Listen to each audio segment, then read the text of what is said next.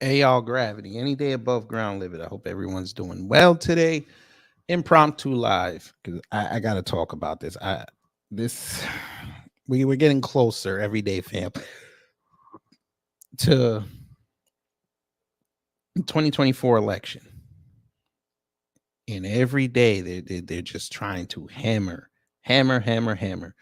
this thought that there's no black culture. You shouldn't even care about what black people are saying out here. It's irrelevant. Okay, because we haven't shown the power enough. We haven't shown this. You guys still think that we're going to be relevant and you shouldn't even reach out to us. Cool. But some things happened over the past 24 hours that I wanted to share with y'all. I just wanted to understand because it was I have to thank Lisa Cabrera for the idea for this live. So shout out to her. And y'all know what to do. If you're not over there, you should be over there. She does great content. She mentioned how in the wake of what was going on a few years back, I forget who she was talking about, but they said that they were watching her channel. Oh yeah, she was going in on Bernie Sanders, and his camp reached out to her. I guess they wanted her to talk to him, or I guess stop whatever. And she was like, "Hell nah, I'm not risking my integrity for y'all." And she had mentioned that they were watching our channels. We all know this, but I think I'm starting to fall into that whirlpool as well because some of the comments that I've been getting lately on my channel, boy, we I guess my message getting off that strike is starting to hit a lot of people and they don't like it. But I'm going to show you this and then later I'm going to open up the StreamYard link cuz I actually want people on the panel when I talk about the reparations portion because I know there's a lot of FBA and ADOS people in the building. I want y'all's opinion on this. But before we get started, let's see who's in the building. All right, there goes Katsy. Hello. Shamika Gray. Hello. Denise Scales. Hello. CRU Realty. Hello. Patricia A. Jones. Hello. Brother Torian Rain. Hello. Check out his Jamel Hill Blacarian. That was quite funny. Carlton Wave and Cameron Jones. Okay, let's get into it. Now y'all see who's on the screen. We got the coon signal up. We got here in the left hand corner, we got the HBCUs represented. Y'all got to see this. And I kind of made Torian mad this morning with what I showed him in the Discord. And Discord link is in the description box as well. On the right lower corner is reparations. And in the middle, we're going to start here. Boyce Watkins. We all know about Boyce. Boyce Watkins. Let me tell you something. Sir, if you're starting to make Roland Martin actually be right on something, you got a problem. And y'all know I don't like Roland anywhere in life, but his criticism on Boyce, it might be validated. Because Boyce, for the last year, has been on, I don't know what he's on. Like he'll say something cool and then give him 2 posts and he'll say something way off code. But yeah, let's start with old Boyce.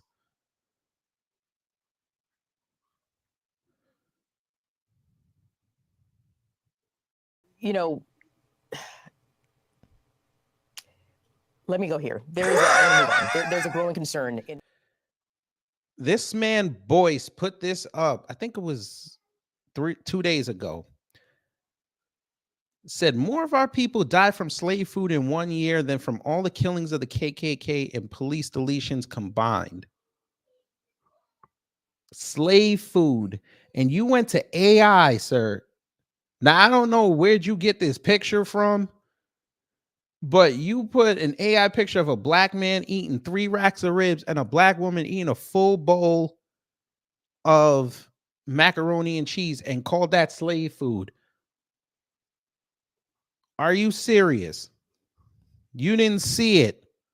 My bad, family. That was on me. Look at this picture. Will y'all see this picture? Y'all got to explain this picture to me. Somebody explain this picture to me. Why would you put this post up, boys?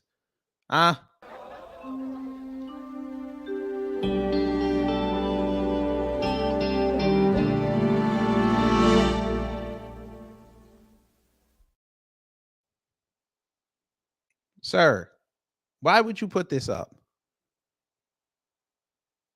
Because only OB, you're according to you. So this is the epitome of black culture right here. This is what you're telling us. This is what black culture is reduced to: barbecue and macaroni and cheese. Huh. I don't know black people that eat ribs like that. 3 racks? You got to be real hungry to eat 3 racks of ribs by yourself. I'm sure somebody in the tabernacle finna tell me that they can eat 3 racks of ribs on their own. You can eat 24 ribs. Shout out to you, but come on now. And who? I don't know no black person that's gonna sit up there. And this is like, what is this? This is like 16 cups of macaroni and cheese. Nobody's sitting there eating that by themselves. Like, come on. There go Cassie. There she go. The macaroni and cheese look good. There you go. It ain't crusted on top, so it's not FBA. Come on now, dog. Come on, man. Now y'all going. Oh boy, but y'all know I cooked Boyce last year for what he said about black men worrying about sports and entertainment more than his studies. So I had to cook him in the rain, but yeah. All right, let's see, because of course, Boyce couldn't just shut up and realize that either he said something wrong or just let people talk and you just watch. He had to go elaborate. What did he elaborate on? Here we go. Extra cheesy mac and cheese can potentially contribute to clogged arteries and related health issues due to its high content of saturated fats, cholesterol, and sodium. Here are the key points. High saturated fat content. Cheese and butter in the dish are rich in saturated fats, which can increase low density lipoprotein, or LDL, or bad cholesterol levels in the blood, leading to plaque buildup in arteries. Again, I don't know who the hell is eating macaroni and cheese like that every day, sir. I don't even think, hey, cousins, tell me the truth. How many times do y'all make macaroni and cheese in a week?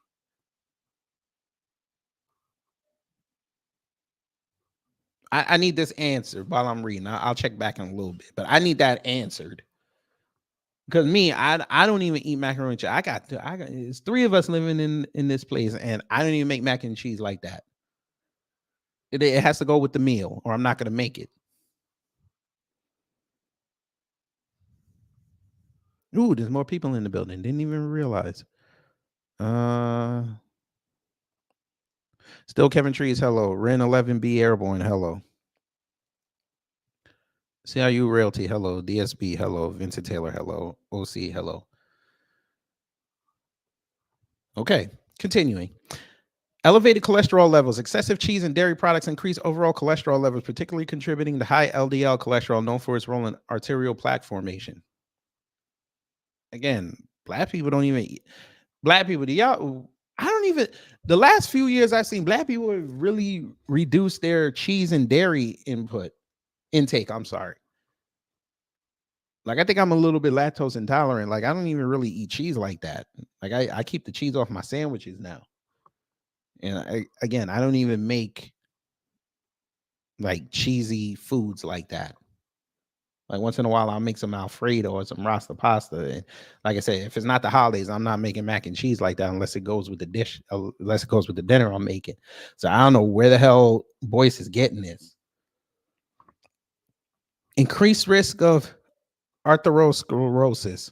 Plaque buildup from high cholesterol narrows and hardens arteries, a condition called atherosclerosis, which can lead to reduced blood flow. Oh, so I guess you're just going to miss black people who have been exercising for the last 400 years. I guess you're gonna miss that, right? We're still in the obesity era, right? Even though obesity numbers for Black people have gone down over the last 20 years, but of course, Boyce don't want to go there.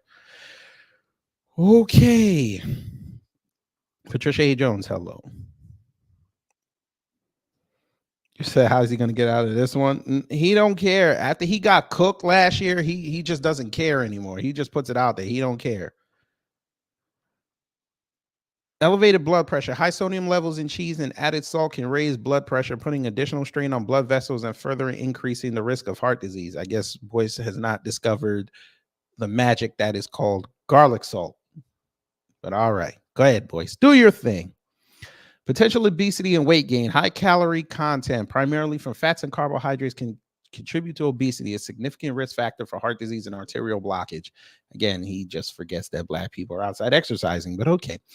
Risk of heart disease. The combination of high cholesterol, high blood pressure, and obesity increases the risk of developing coronary artery disease where the coronary arteries are narrowed or blocked. Increased risk of stroke. Arteriosclerosis and high blood pressure can lead to strokes caused by reduced blood flow to the brain or a blood clot. Risk of type 2 diabetes. A high-calorie, high-fat diet can contribute to insulin resistance, a precursor to type 2 diabetes, which further complicates heart health.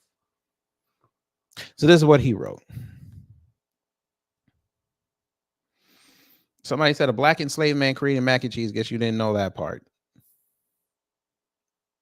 Very good. I don't see how this is relevant to this, but okay. I get it. You want to give him a history lesson. I get it. It might be beneficial to talk about the possible food addiction aspect and negative coping aspect of eating rich, fatty, high caloric foods. Okay. Cheese is a dairy product. It's not really that bad for you. And the main thing that is bad about slave foods, the high carbohydrate content leads to obesity and type 2 diabetes. Okay. So sugar is slave food. Do y'all even know? Okay. Do y'all even know what diabetes is?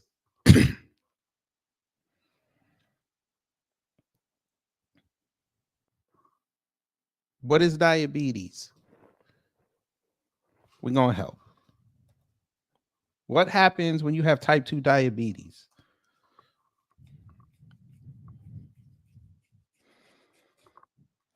Huh? Because there was a word. I read that whole thing, family, but there was a word that Boyce forgot to talk about. What is the word?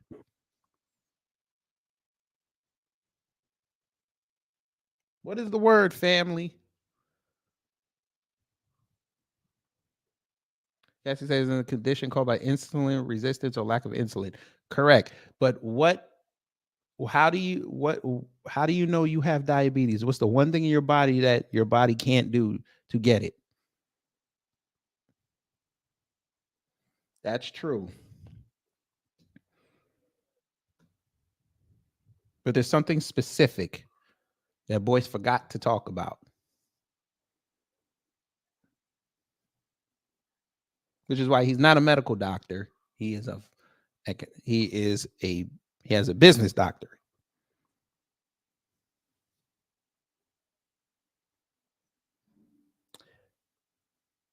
I said, what is the one word that Boyce forgot, that Boyce omitted in his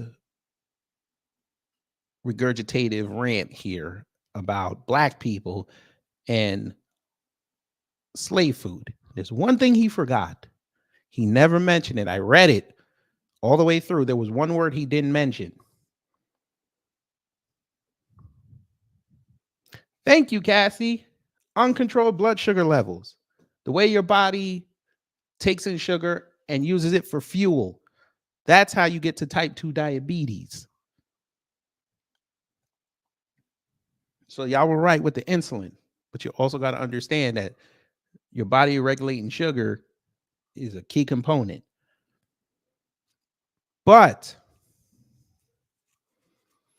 Boyce acts like, again, Black people don't take care of themselves. He's still on this kick that we're just out here eating Chinese food all day or going to these barbecue restaurants now since barbecue is so popular and eating barbecue like 3 times a week, or we're basically having that old rich white man's diet.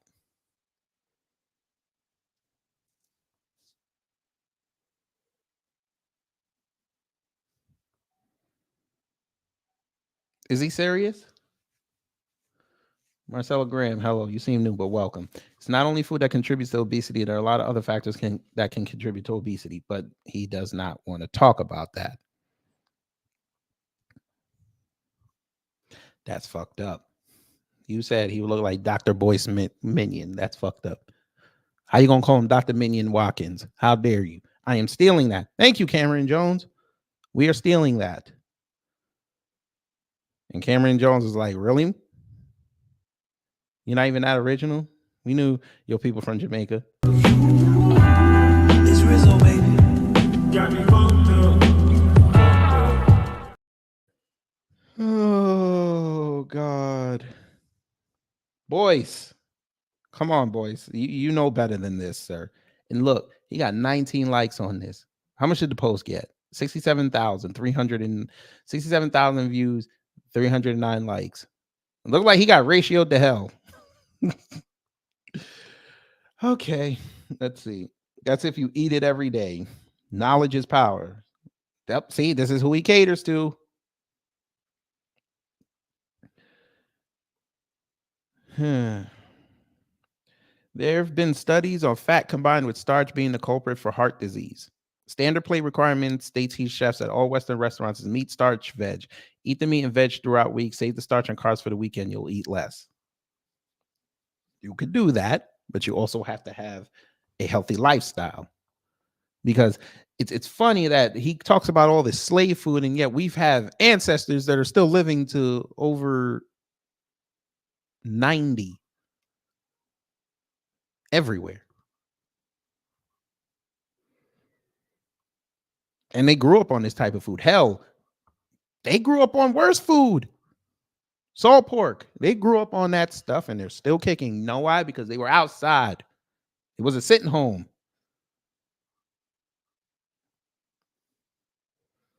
The balance is coming back and they don't like it. Here we go. The bad slave foods that African Americans need to stay away from that lead to obesity are cornbread, high sugar content desserts, and starchy, dense bread foods. Those foods lead to obesity and diabetes. Okay, let's go through this. Chef hat on. Cornbread. Who the hell is eating cornbread every day? Who?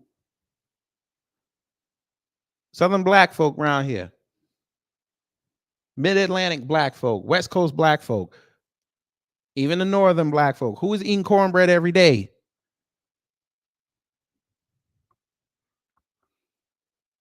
I don't even know where the hell you could get cornbread from every day unless you go to a barbecue restaurant and you're paying like $5 a slice.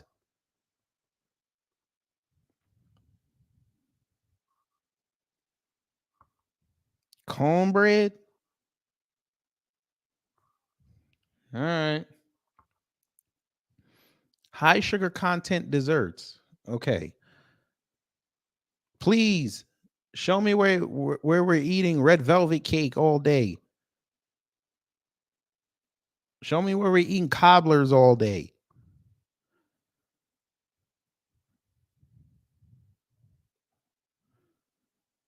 Haven't had Jiffy cornbread in years. Shit, I got 2 boxes in the thing right now.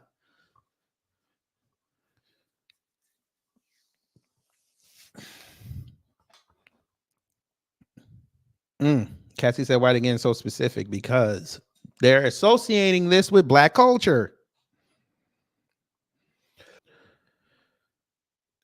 Cassie, he said if he had said maintain a low carb diet, then yeah, he ain't gonna do that.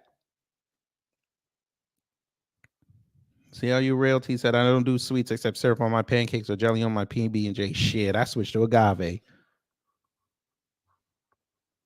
I don't even buy that high fructose corn syrup anymore.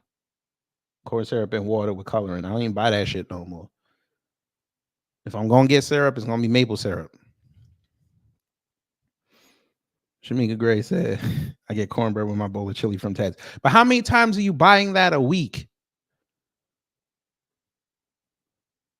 Yes, we know people that are heavy on the sugar, but he's acting like the entire race is going crazy. And he seems to forget that how many videos have we seen over the years of black people showing what they cook in the kitchen?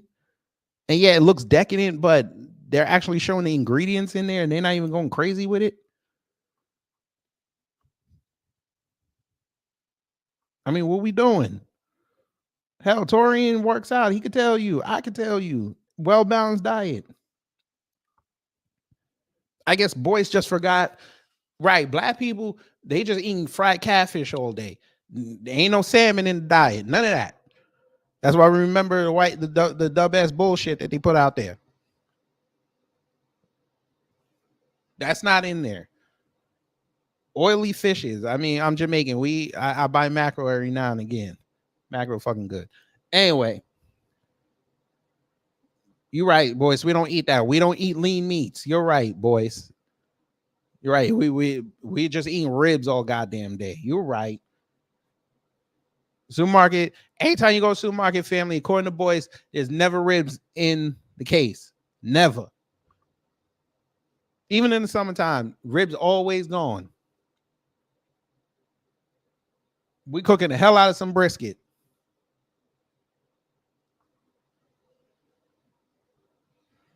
None of this.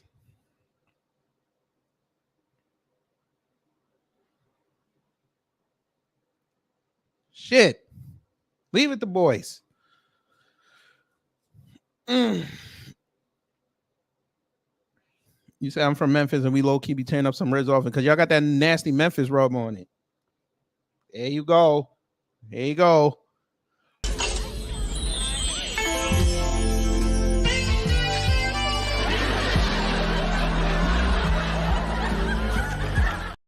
There you go. Now Carlin going to roast me in the chat. It's okay.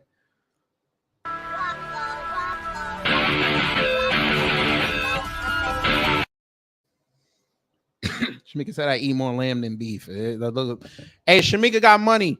Hey, Shamika, put something on the Cash App. You got some money. It's Rizzo, baby. Got me fucked up.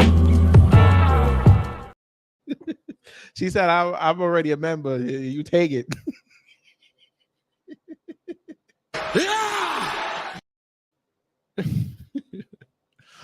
Boyce is a funny character, boy. All right, I want to see some of these quoted tweets, though. That's where the action is. I got to see this. Okay, so it's Roller Perry. Boyce is comparing food to systemic racism, systematic white supremacy. 23,000 views. Go ahead. Shout out to Miss Jess. Since when did slaves eat ribs and mac and cheese? I don't. Hey, y'all got the stories, not me. You know, having a PhD doesn't always make you the brightest person. Jesus. Jay Winfield. Goddamn business. Shut the fuck up, fat man. This ain't none of your goddamn business. Here we go. Boyce Watkins is a clout chasing asshole for this. Jesus. Oh no. Wait, that was unprofessional. I gotta read it again. Boyce Watkins is a clout chasing asshole. For this post, ribs and mac and cheese is not slave food. Nikki Reed, Boyce is the enemy that lurks among us. He acts like he is down for us, but always making white supremacists talking points. So we just continue to allow these sleeper cells around us. We don't even really mention Boyce anymore. Are butter biscuits considered slave food? Get some. Taste the goodness of the biscuit with the butter spread.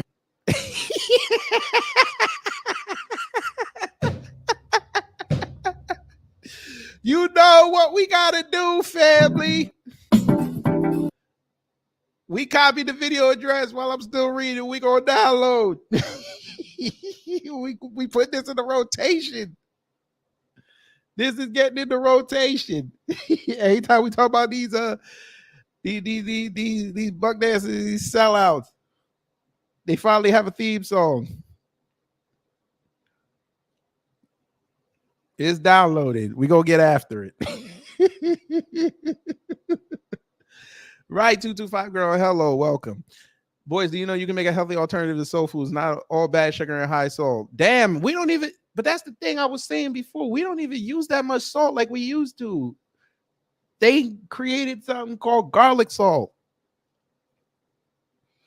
And it's beautiful. Seasoned salt. It's beautiful. You said that lady's song is terrible.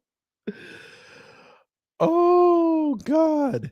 Bruh, slaves were eating scraps, so they were already on a limited diet. But yes, they were eating a lot of vegetables. Meat was considered a luxury. That's why barbecue got so popular, because it was cheap cuts. But goddamn, boys, what is this? Ever notice how fast food companies advertise more towards low, middle income, Black and Hispanic neighborhoods? Targeted food marketing creates a huge gap in health disparities. Well, sir, this would have worked. This quote would have worked 20 years ago, but they cater to everybody now. This I get what you're saying, but this is kind of outdated. Because all the fast food companies catered to everybody.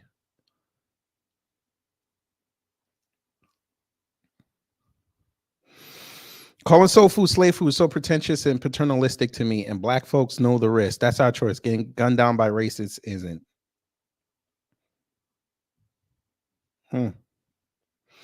What's your BMI, boys? You're not exactly a leader of fitness, boys. Who got Harriet Tubman's macaroni and cheese recipe? I know it had to be fire. Oh, he's getting cooked. I know your fat is fucking lying. Big Mama lived 96 years on slave food. Most of our people are wheat intolerant, but not aware. Source up, boys, so shut the fuck up. Shaking my head. You're becoming quite disturbing on my timeline. Well, you know, you could always just mute Boyce so you never have to see anything he says again. Are you trying to buck dance for your daughter's in-laws? My daughter married a white man. Of course, haters emerge. Newsflash, I've always loved Black people. I've never hated anybody else. Okay. Okay. Okay. Shut up. Quick and to the point. This is such a nasty and reckless post. Let me block you for it. Go ahead. Moderation is key. You can't eat it every day. Very true. Ain't gonna lie, that mac and cheese and those ribs look divine. Well, it's AI, so it's gonna look the best. Why does this look like Mr. Chime Time if he didn't work out? That's fucked up. That's messed up. Mr. Chime Time, if you ever see this, there's no malicious intent. I'm just saying. That this is Mr. Chime Time if he didn't work out. That would be him.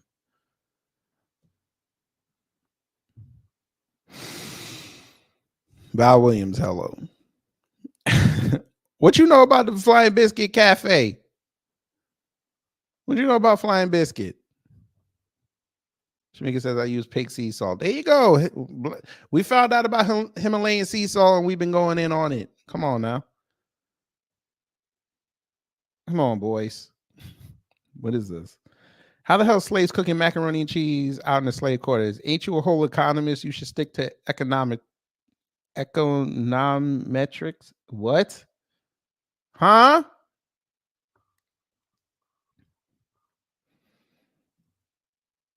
Econometrics? It might be a word, but I just never seen it before. Maybe leave the culinary anthropology and history to subject matter experts. We'll give you a like. Facts. The pig is up there as one of number one slave foods. It's not food. So somebody agree with them. Of course. Okay. I haven't eaten pig in over 30 years. Hate the meat. Makes me feel nauseous. Well, you shouldn't. Chicken is number one. The amount of growth hormone in them is obscene, and people wonder why they are fat. I'm agreeing with you about the pig and pasta, but chicken's lethal stuff and number one slave nosh. And he said, well, it's not because you're talking about rogue farms.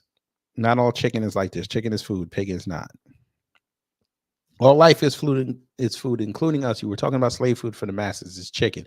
Show me a cheap microwave meal without chicken in it. Is this a stupid religious thing that you're on about? What the fuck? How the hell did that? Where did religion come into this? What? Huh? Did I miss something? Where did religion come into it? I bet you this is a white person. Definitely a white person. Huh?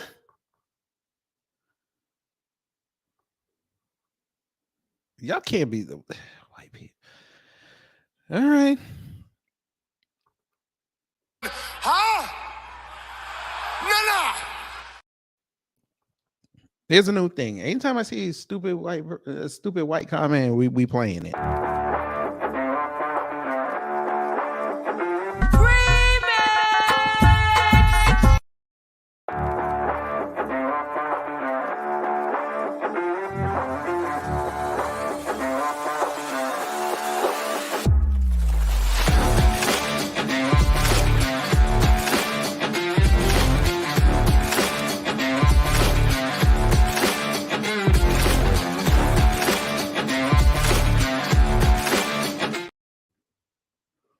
What? What? Where did religion come in? Thank you, CL. Your realty. Econometrics is an application of statistical methods to economic data in order to give empirical content to economic relationships. I just never saw that word before. All right. But see, you can learn things on here every day. But what the hell? Where we come with religion? And by the way, you can find a cheap microwave meal without chicken in it. What are you talking about? Unless you count when they say the facility contains eggs. But you can find any frozen food dinner without chicken in it, like them old banquet turkey meals, or Kid Cuisine when they had the pizza or the lasagna. So it's there. So she said the scriptures have a list of animals not to eat. I still don't know how we got on religion, but okay. Religion, I don't know. Those two are not the same. The science behind why can be easily found by research. Look at the anatomy of a pig. No one's talking about processed foods. That's a different conversation. So they said, I see your point. I was mostly agreeing with you, but in my honest opinion, the chicken as raised by modern scientific farming standards is far more frightening for causing harm to humans than the pig. TTFN. The pig is not food. Stop buying GMO chicken. Is beef slave food? How about fish, shrimp, lobster? Isn't the pig eaten globally? Well, we know pigs eat humans, so yeah, that's a big no-no. They weren't feeding. Damn the Terminator out here drawing ribs and mac and cheese. Go lay your ass down. Y'all gonna stop calling soul food slave food? Do you want to know what people around the world were eating before slavery, including white people in this too? Encourage every time this little cuck is on my timeline. Well, you again, you could just mute him.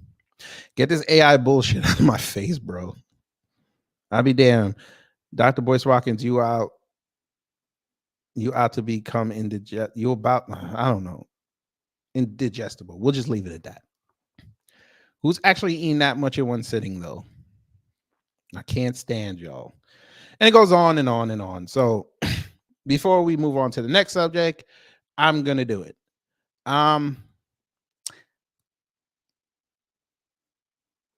We're going to mute him. We'll go that much. We're going to mute him because just in case, I don't want to get rid of him entirely because he might say something that can be good content and a teaching moment. So we're just going to mute him because he's yeah. There you go, Shamika. That's why I'm talking. Get some Gator and good. There you go. There you go. So, boys, before we move off of you, sir, we got something for you. Targeted a brother, child you got to get off the deliberately crack pipe, man, please. No. All right. Moving on. The next thing, because, of course, we are today talking about how Black culture is under attack again. We're going to move to the HBCUs.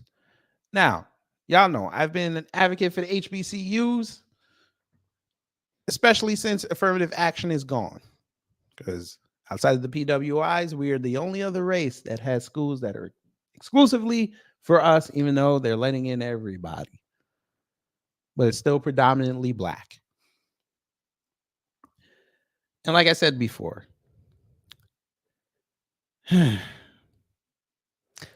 somebody in my comment thread decided to shit on HBCUs. That's not good. You don't do that. HBCUs are one of the last institutions that the black community has to stop what's going on out here in the streets. But of course, they don't care about that. They just want to talk stuff about things that shouldn't even bother them because HBCUs. So I want to show y'all this comment that I got today. It's actually, I don't know why, again, I don't know. You know, let me go here. There's a growing concern. So down here on this comment,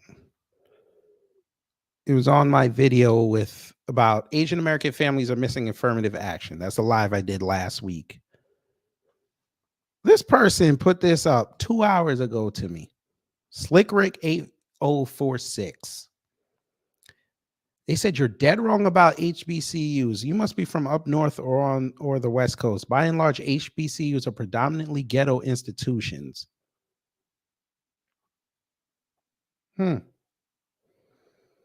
Ghetto institutions. Yet they're so ghetto, you have students from around the world trying to get in there that are black. Didn't realize this. But black culture is so bad, but they want to immerse themselves in a ghetto culture. Did not know this. You gotta love it when they just come in. They are scared of y'all.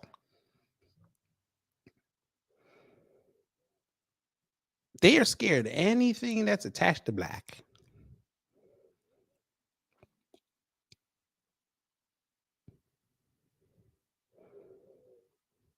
Zero Realty said it was trash. Well, I don't know what school you went to.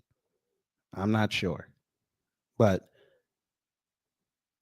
it's just funny that you people are trashing an institution like that. Because honestly, if I remember this stream, the only thing I really mentioned about HBCUs was the fact that black folks have somewhere they can go. So I don't understand where the hate for the HBCU came from. But I don't know. What's that? Y'all say y'all can't hear me. If you can hear me, put a 1 in there. If you can't, put a 2. Because I see my thing moving. Hold on.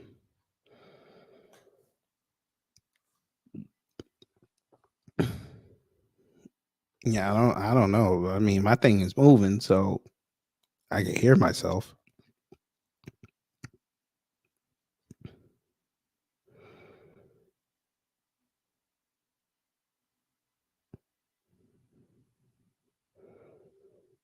Can y'all still hear me?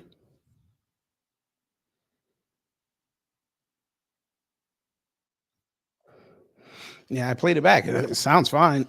Yeah, Carlton, just refresh it. Get out of it and come back in.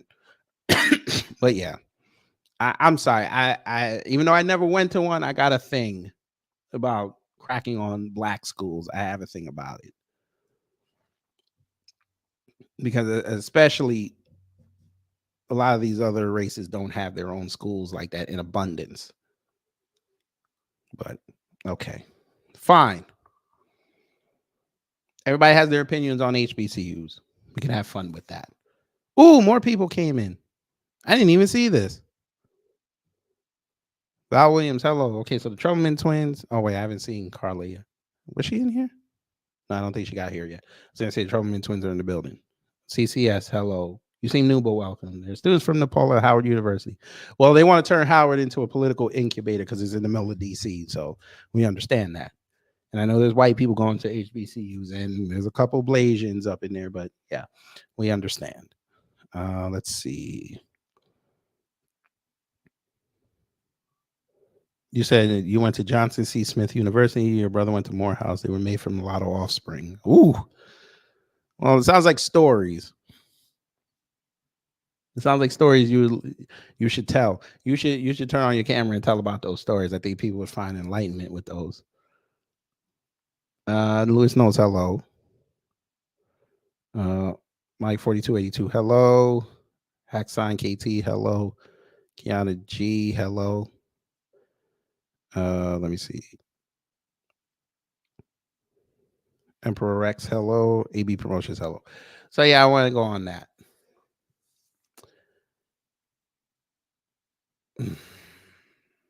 Trying to see how I should do this. We'll do this. There's a story floating around. There's a story floating around that kind of disturbed me. If you're on Twitter, you saw it. Actually, you know what? Before I do that, I want to show you this other comment that I got. I want to show this other comment I got.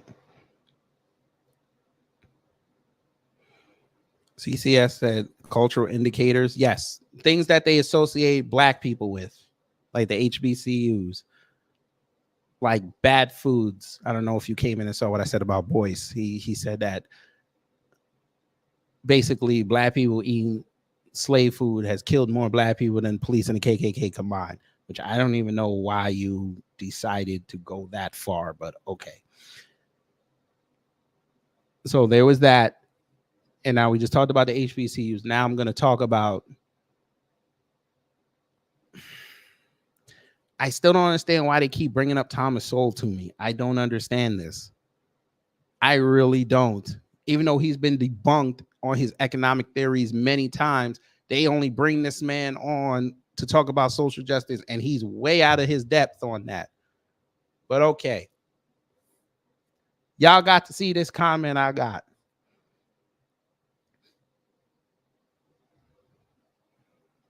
You know,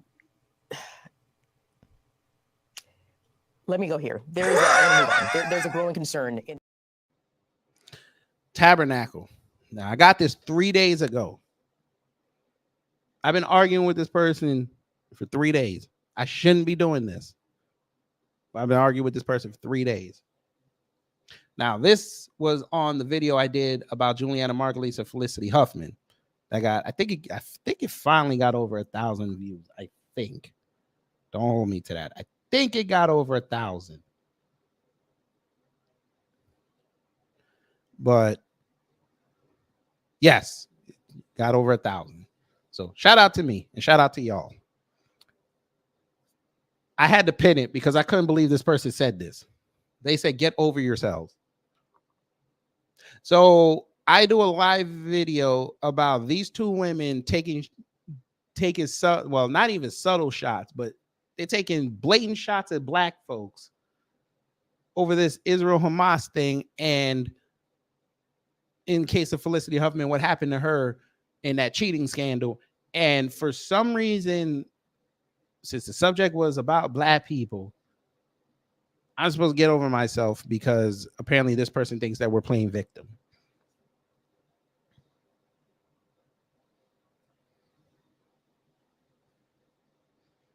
But okay.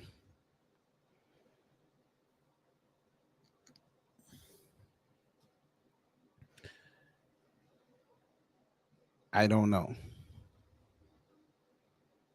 Cameron Jones said, how do you even calculate the food thing? Everyone ever has died.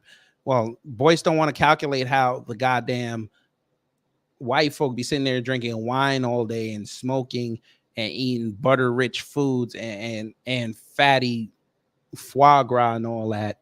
He don't want to bring that up. And the cream sauces, he don't want to bring that up.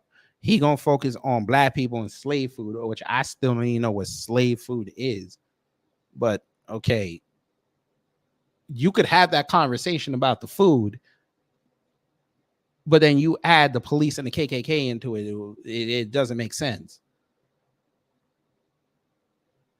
But okay. CCS said, I grew up in New Orleans. Our diet has a lot of seafood. Yes. But your diet also has a lot of vegetables. Y'all's Trinity is vegetables. Y'all eat salads down there in New Orleans. I know y'all probably put crawfish and fried catfish on it, but y'all still eat salads. Y'all eat from nature. I still can't get down with y'all's turtle soup, but okay. Do your thing. But here we go. They said, get over yourselves. So I asked them to explain their comment. And then, other people said, it might be a troll account. Hold on. How do you click into this? Let me see something. I might have to click into the video. Hold on. Brown community feels. Yeah, because it says more. I want y'all to see all the comments. He might have deleted it. He brought me He said something about Thomas Sowell. He deleted it. Ain't that something? Wait a minute. Ain't that something? They deleted the Thomas Sowell comment.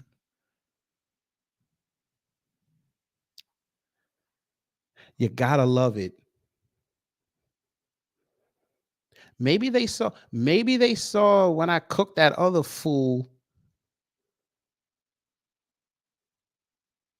I cooked in another live. I cooked this fool who tried to bring me Thomas Sowell, talking about I never read that man, and I gave him 8 theories why I don't respect him, and he ain't say shit after that. He must have saw that, so he deleted that comment. He brought up Denzel. Listen to me. He brought me Denzel, Malcolm X. I forget the other person, and then brought me Thomas Sowell. And I just had to look at that comment for about a minute. I'm like, how dare you put Thomas Sowell in the same air as Malcolm X? How dare you?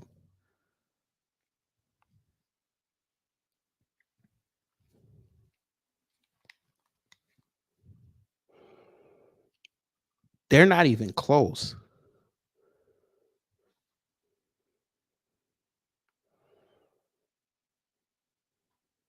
Malcolm stood for his people.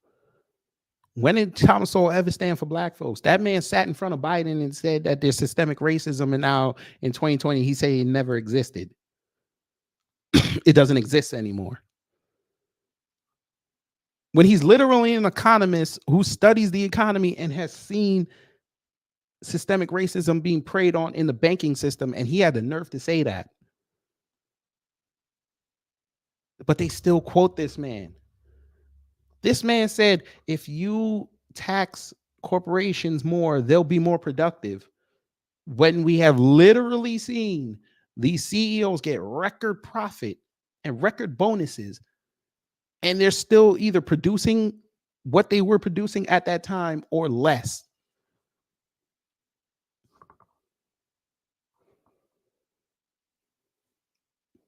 In an inflationary economy, you're talking about raising taxes on corporations and think they ain't going to be massive layoffs. Okay.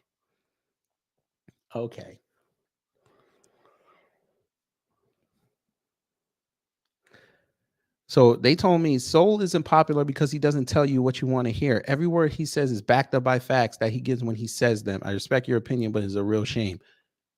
Really? It's backed up by facts. Again, nobody brings him on to talk about the economy. They bring him on to talk about social justice. And that's not very hard to go articulate on TV in front of a camera to Fox News. because you're going basically on what you see on TV. You don't talk about the subtle nuances of it.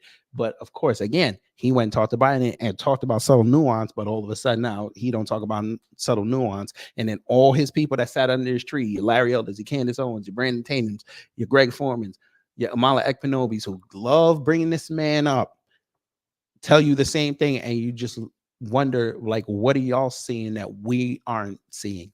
Or vice versa. What are we seeing that you're not seeing? But then we realize what you're seeing, what we see that you see, but you don't expect us to see. You see.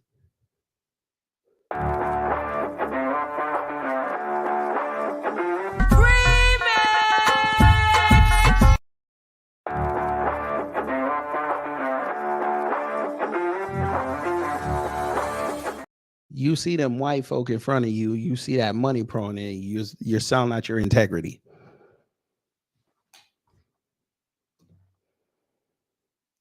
Say less. Say less. So I told him, I've already proved how much of a fraud he is on this channel once again, but you keep thinking Sowell is respected out here. He's really not. They bring that man to prop him up like a puppet. Make them feel safe. But that's okay. We need to know. Because then they found they got a new one, family. Oh, they got a new one. Oh, they got themselves a new one. Oh, you got to see this. Oh, Lord. They got themselves a new one. And by the way,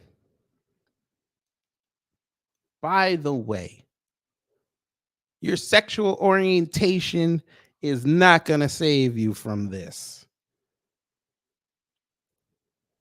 It most certainly will not. You know, let me go here. There's a growing concern in police in the brutality. Discord the other day. If you're not part of the Discord, you're missing out. Oh, we need to talk about this. Amir Stanfield, hello. Yeah. He has your name. We've got to talk about this Amir Odom. He's the new one they got on the block. They love him because he's talking about black folks now. They love it. For almost over 4,000 comments. I'm sure he'll show up on one of the legendary Coon channels. I'm sure he will. Fair use. Listen to what he says. He says, these are the most concerning things about the black community. The community that he's not part of, by the way. He's not part of this. Not part of this. They just love to wag their finger at us once they leave. But okay. Here we go. Listen, I'm not here to tell you that all police are amazing and nothing bad ever happens to the black community. What I am here to do is to share with you a new perspective. Does police brutality matter? Here we go. A new perspective. Here we go. He has a new perspective. I am intrigued. He's going to give us something that we have not heard or seen before. Yes. Do cops get away with police brutality? Yes. Do we want to strive to get to a place where police brutality is reaching all-time new lows?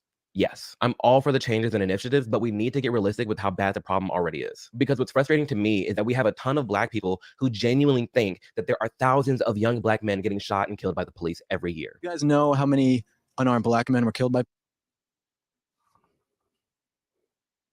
Who the hell said that? Who said that?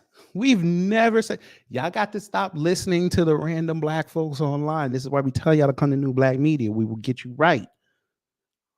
I don't know any one of us has ever said thousands of black people were getting killed by the police every year. We've never said that. We have said that the way they do us is egregious because they do not do it to anybody else. Okay? They do not do this to anybody else. We have seen body cam footage of people that are not black approach them cops, full weapon in the hand, and the cops have hella restraint. They don't want to shoot him. They're saying, buddy, don't do it. They're backing up. Buddy, don't do it. Buddy, don't do it. Put it down 13 times before they let off. They see us.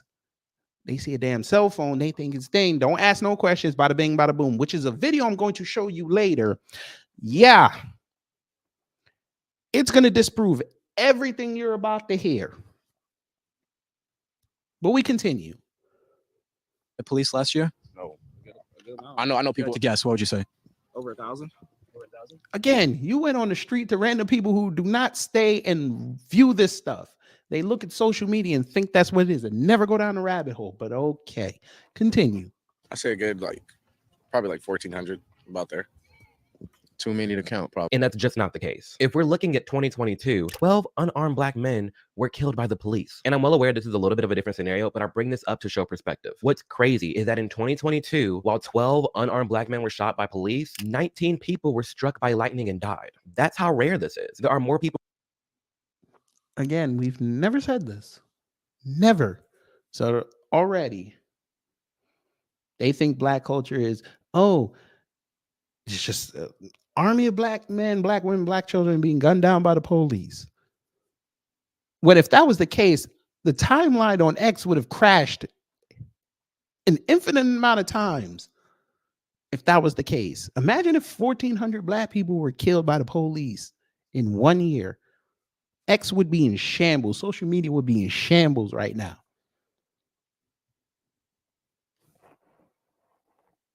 But they like to lie on us. But okay, continue.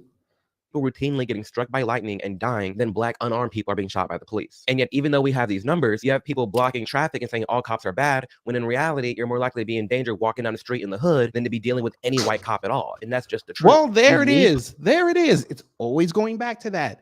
If you live in the hood, you're going to be accosted by one of your own.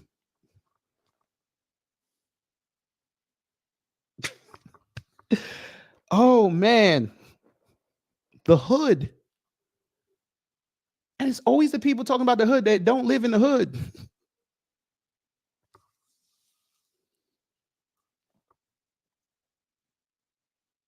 If they ain't talking about the hood, they talking about Chicago. None of y'all live in them. Y'all don't live among the people, but you want to talk about the people. Why do you think we don't talk about white people like that?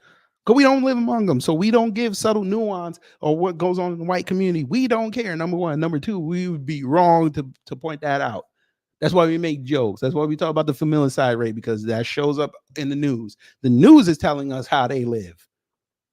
You're letting the news tell you how Black people live instead of actually having some nuts and coming down, putting your integrity aside, putting away what you've learned, and actually get educated. Y'all won't do that. Y'all letting white people tell you what to think, and how to feel. And you get in trouble because now you're going to get roasted for everything you said that was factually inaccurate in this video. But that's okay. I cut you off again. I am sorry. Continue. Police in our communities, but this is how we treat them.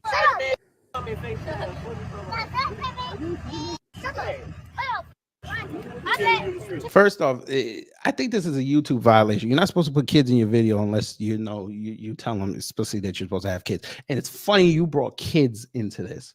See what I mean? Now they're gonna say that that's the culture we're breeding. This is the culture we're breeding. But okay.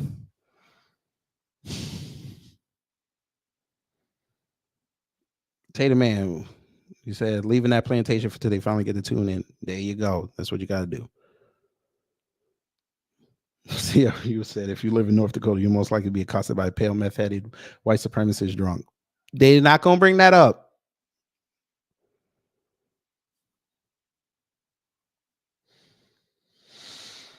Oh God. But he's got more. We ain't even scratch it yet. We got more. As the police and our youth is being raised to just not respect them. I hated America to it. Who told you that?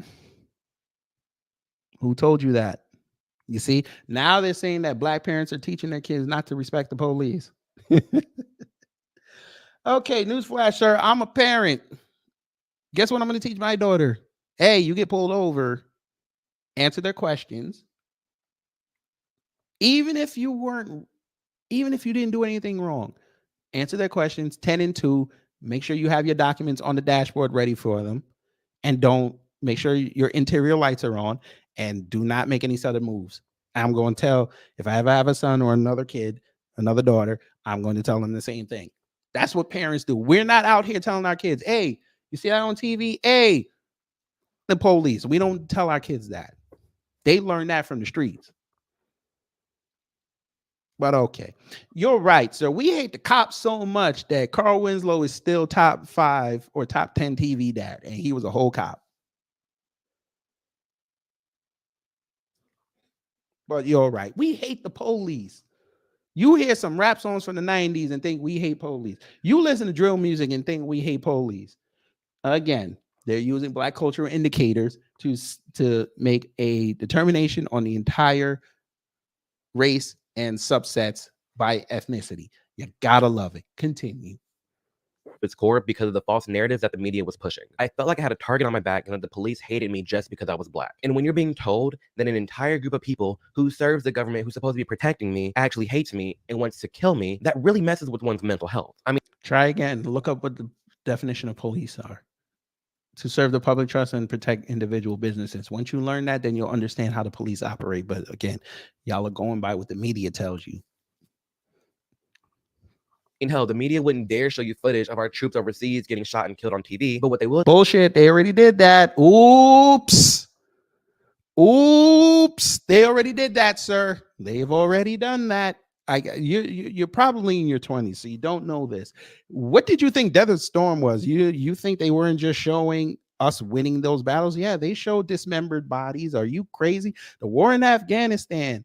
Yeah, they were showing dismembered bodies. The war in Iraq, they were showing dismembered bodies. See, y'all letting the media craft narratives for you. You're not doing your research. This already has happened, sir.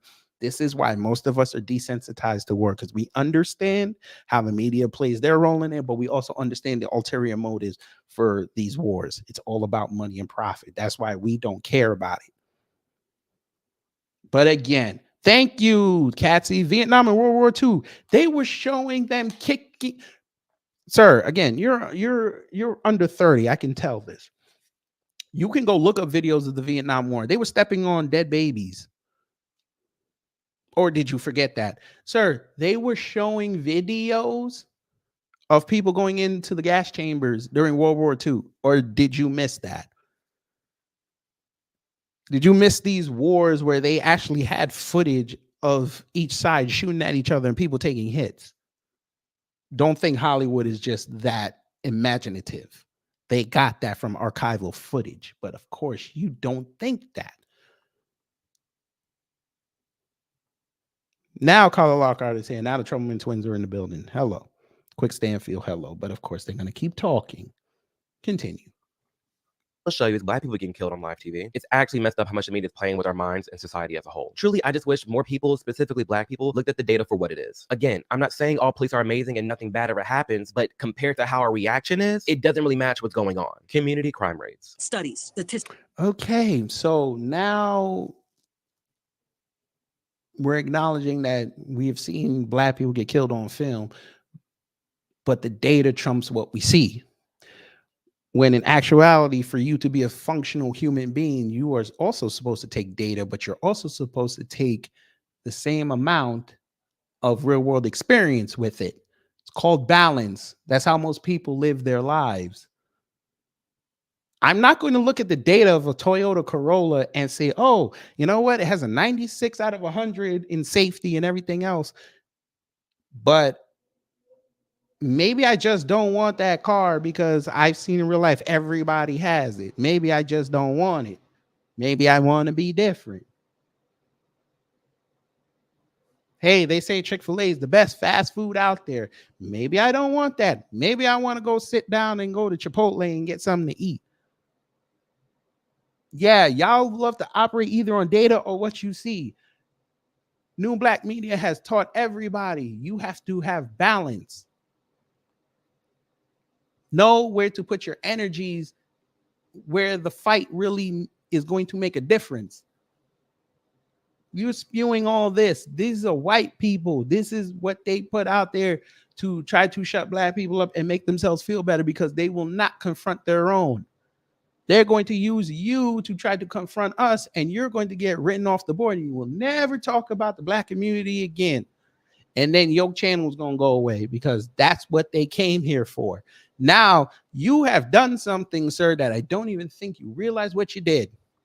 You have boxed yourself in content-wise because anything else you talk about that is not related to the black community, they will not go to it.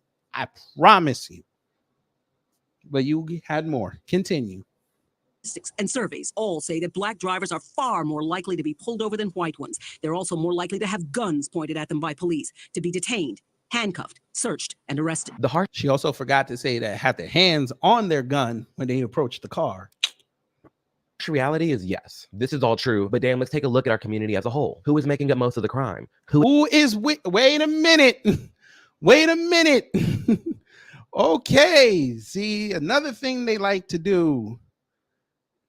They ain't part of the black community until it's time to talk shit about the black community.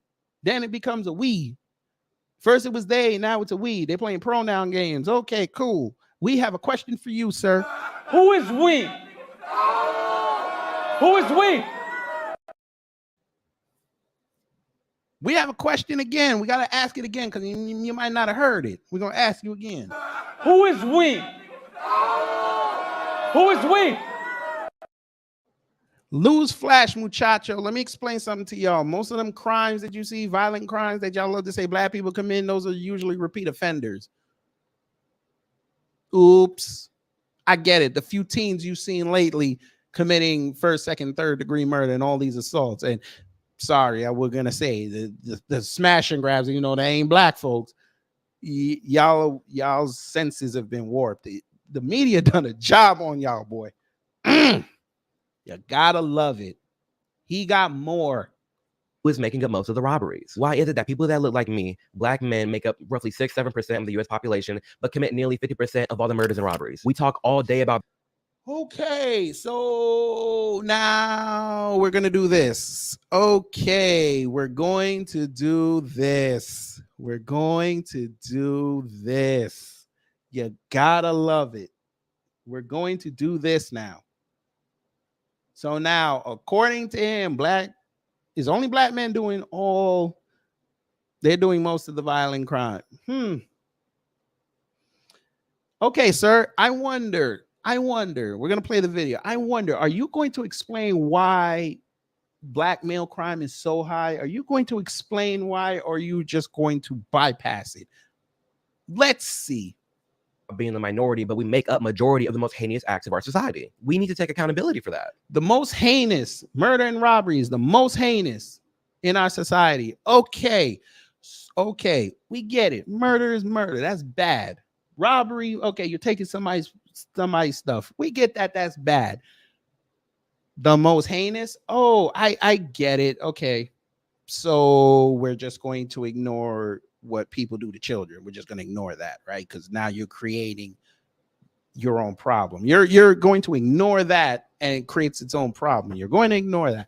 We're going to ignore the abundance of all these non-black teachers getting caught having sex with their students. We're going to ignore that. We're going to ignore that. We're going to ignore the child trafficking. We're going to ignore that because black folks ain't really involved in that. We're going to ignore that. That's a global thing, by the way. We're going to ignore the fact that you have PP running around in this country. We're going to ignore that. We're going to ignore bestiality. That's what we're going to do.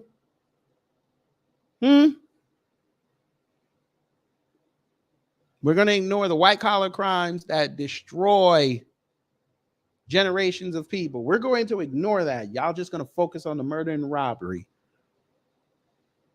Not going to focus on the other 20 that the people that you're catering to lead in handily.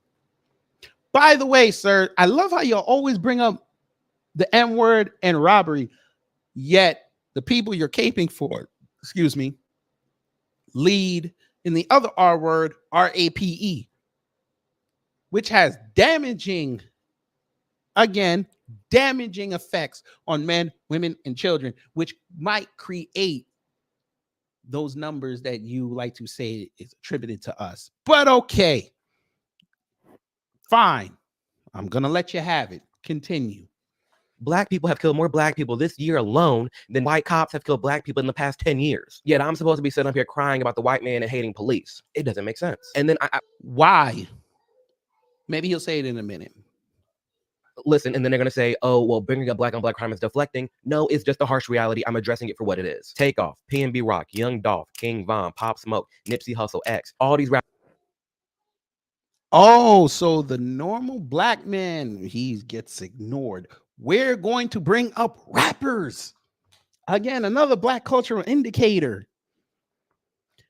The black community is represented by rappers. This is where we're going to use to bring up the fact that there's so much black crime in the community.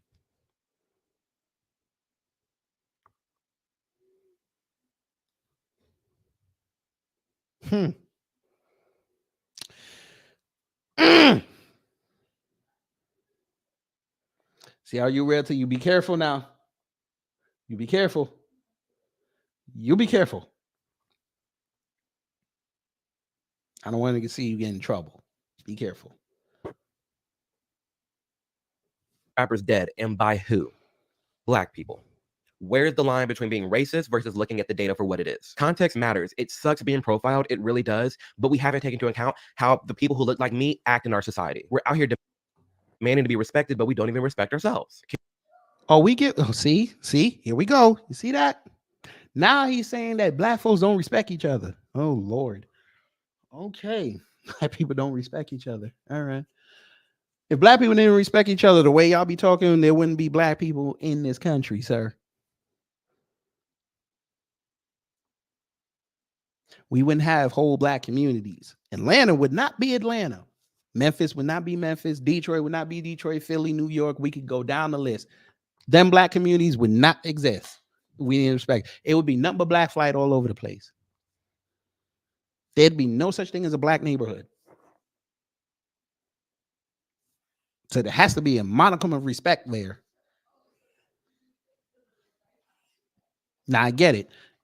There's cultural differences. I get it. And people are being lambasted for trying to elevate their cultural differences above a group that basically fought for them to have that cultural difference and be able to express it.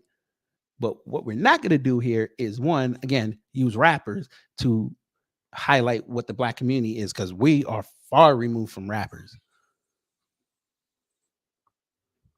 Miss, take that in your room, please.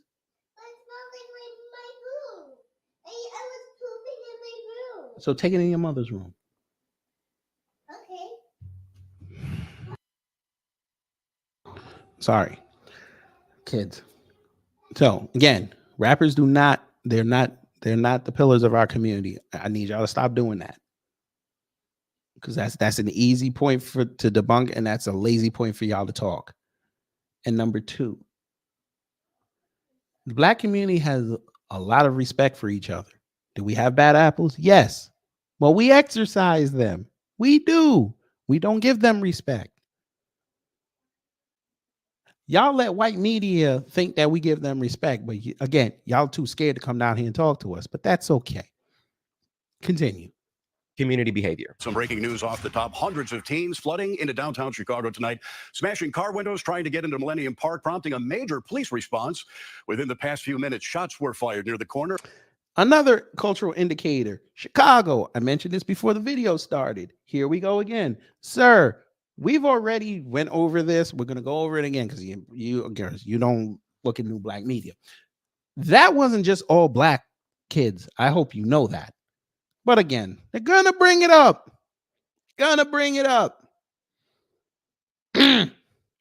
There were a lot of Hispanic kids out there, but you won't talk about that now, will you? Nah, they're not doing nothing. They were just following the flow, right? Okay. Of Madison and Michigan. This is how we're acting now? Really? We get slapped the label all the time of being rude, ghetto, entitled, loud, thieves, thugs. The list goes on, but look at us.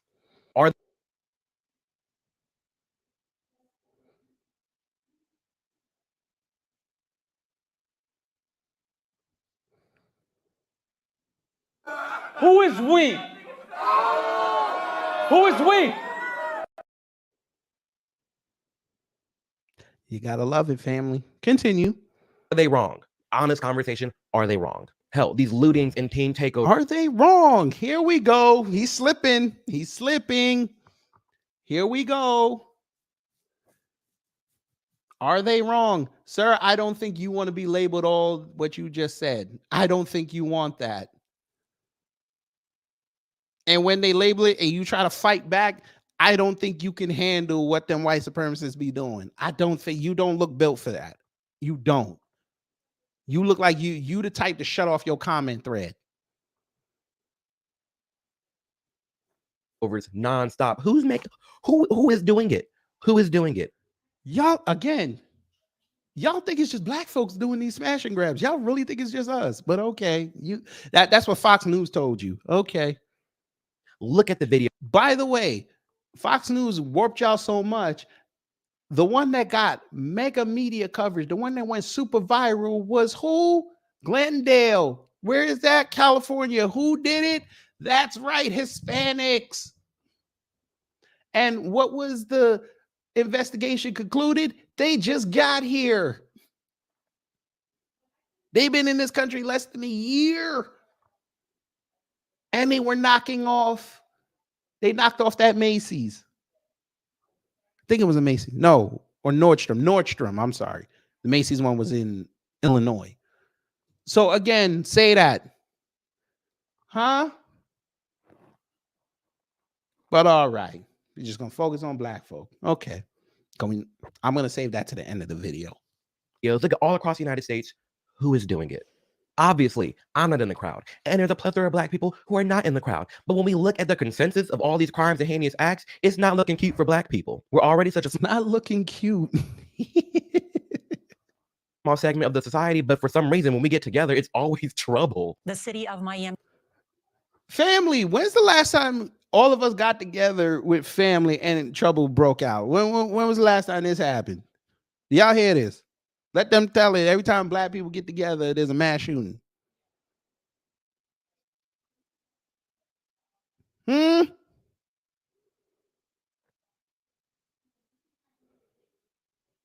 That's a lie and you know it. That's a lie and you know it. It wasn't 90%. It's a lie and you know it. But go ahead. I'm going to let you stay. Don't tell them lies in the comment thread. You will be debunked. Don't do that.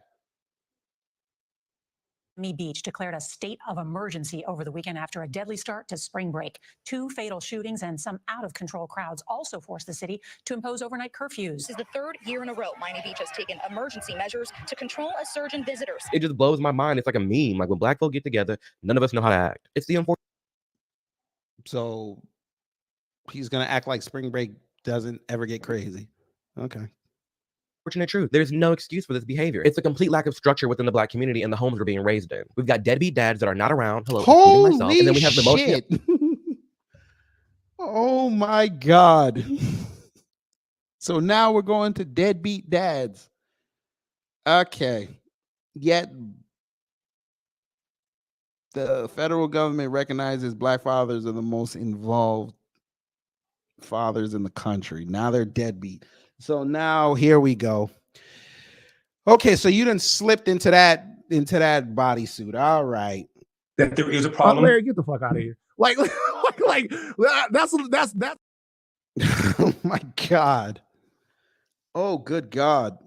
Now we're going to fatherlessness. All right, sir. Here we go.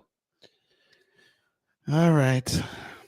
Yeah, because I guess I can use that excuse when the Eagles were in the Super Bowl last year actually, and they rioted in South Philly before the game even started, right? We're going to do that. Let's talk about the fatherlessness we just saw in Philly again when they beat Buffalo and they had that little kid flip off Buffalo fans. Yeah, let's talk about that. That should be. What about, I'm sorry to use Philly again, but when the Phillies lost in the playoffs, yeah, and they went outside in front of a microphone and were cussing up a storm. Yeah, that's fatherlessness, right? What about that mass deletion that just happened in Ohio at the Walmart? That was a fatherless man right there, right? Oh yeah, we're just gonna skip all the white boys out there fighting on video. We're just gonna escape that. Okay, sure. What about the white boys who destroyed UConn's campus? Huh? We're not gonna talk about that, right? Okay, we're not gonna talk about that. All right, sure. Got it.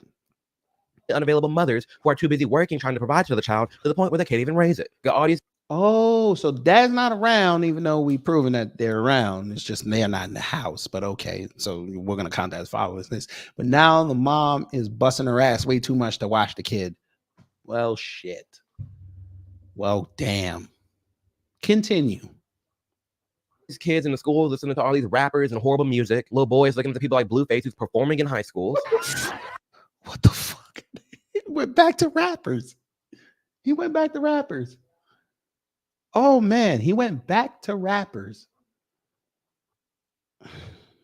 I'm sure he's gonna slip Sexy Red in here somewhere. He did it in the thumbnail, but Blueface.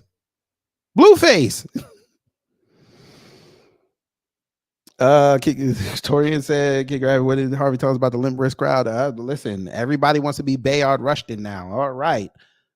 Rappers define the black community. Got it.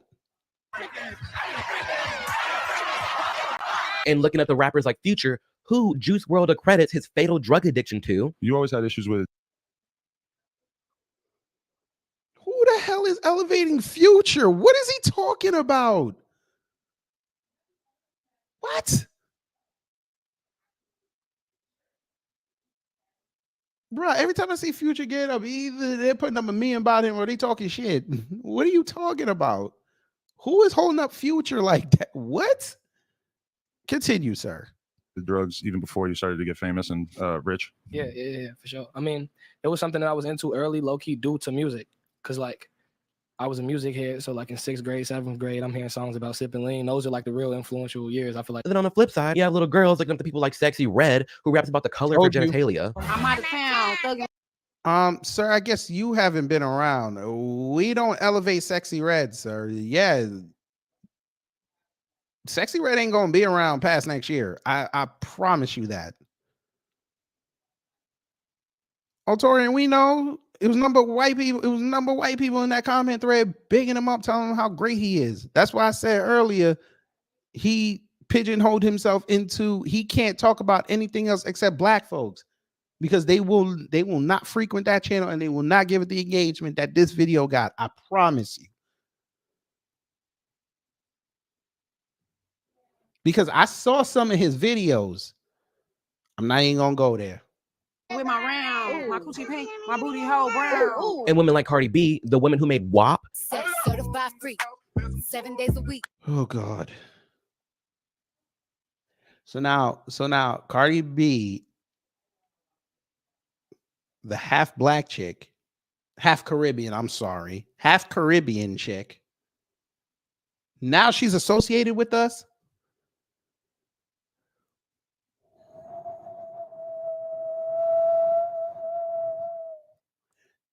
Got it. Yeah, her who's getting brand deals from Baby Shark. Got here by doing things my own Sharky B way. You know what? Shout out to her. She parlayed that into a deal. Shout out to her. That makes her a great businesswoman. I don't see what the problem is. If Nickelodeon wants to associate with her, then you go take it up with Nickelodeon. Don't bring it up over here. Don't associate us with her. The fuck? Are you insane?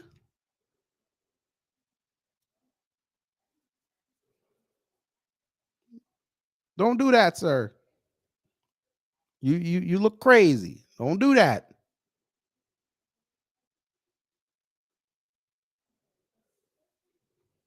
Like our behavior has gotten to the point where even corporations are fleeing the neighborhoods. Target announced today. Oh, Jesus. You see what I mean? Y'all see what I mean?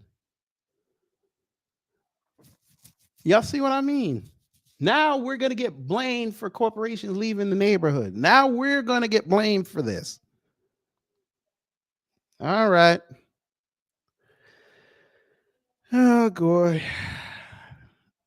They tell on themselves. They tell on themselves. Has nothing to do with the economy. Nothing. Had nothing to do with that.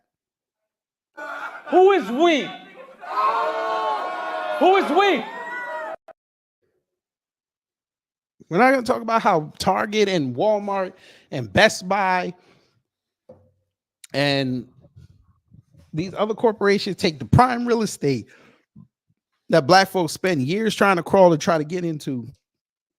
They get it for a song and then build up in the community and ruin the economic ecosystem. We're just gonna ignore that, right? You can't even go to a mom and pop pharmacy in most places anymore because they got goddamn CVS on the corner, or Walgreens, or Dwayne Reed on the corner. We can't the few. I mean, he's right. Black folks don't own their own grocery stores. You're right. That don't happen. It's always Kroger and Albertsons and Bravo and all this. Yeah, you're right, sir. We're not doing any of this. But now we're gonna get blamed for Target closing stores because it had nothing to do with the economy. It's black people doing smash and grabs, right? That's what you're gonna say. Had no other races doing this. You're right. None of them. Got it. Cool. That it's closing 9 stores in major cities next month because of theft and organized retail crime. First, a developing story. Walmart announced today it is closing 4 locations throughout the city. Walmart even said this in a statement. They said, the simplest explanation is that collectively our Chicago stores have not been profitable since we opened the first one nearly 17 years ago. These stores lose tens of millions. So this is an economic problem. This is an economic problem, but you're going to attribute it to black people. Newsflash, sir, let me help you because I study economics. You do know these big corporations in black neighborhoods never work. You do know this. It never works. Why do you think I'm going to help this motherfucker? Sir, you want to know how Target, Walmart, and all these other stores get profit in so-called black neighborhoods? When they gentrify it. You math whiz. I'm sure you're going to mention Thomas Sowell somewhere in this video. I'm going to say that again. For them to turn a profit in them neighborhoods, they have to gentrify it. Nobody asked Walmart to show up in Chicago. This is why in New York City, they're still outlawed. You want to go to Walmart in New York City, you've got to go to Long Island or you've got to go to Westchester. They're outright banned because they know what they do. They've done studies and they know what Walmart coming into neighborhoods, especially low to middle income neighborhoods, what they do to the economy there. They destroy it. Walmart is literally telling you for 17 years, just to have a foothold there, they were willing to take the L, but now they need an excuse to get rid of it and not appear to be racist. So now they're going to say it's because of these smash and grabs. When I'm sure their economists there and their financial wizards told them that's not smart to do that.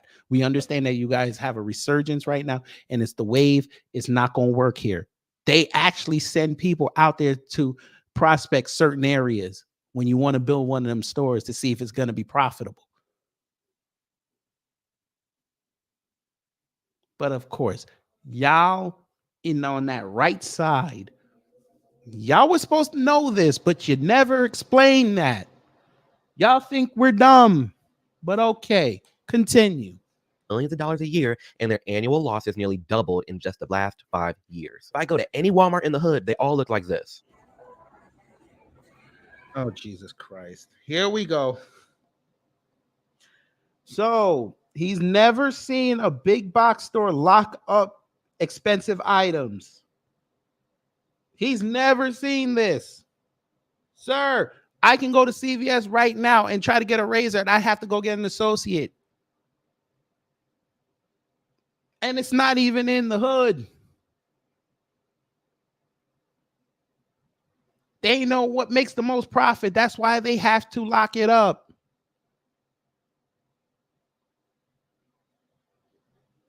But again, your side knows that. But you won't tell them that.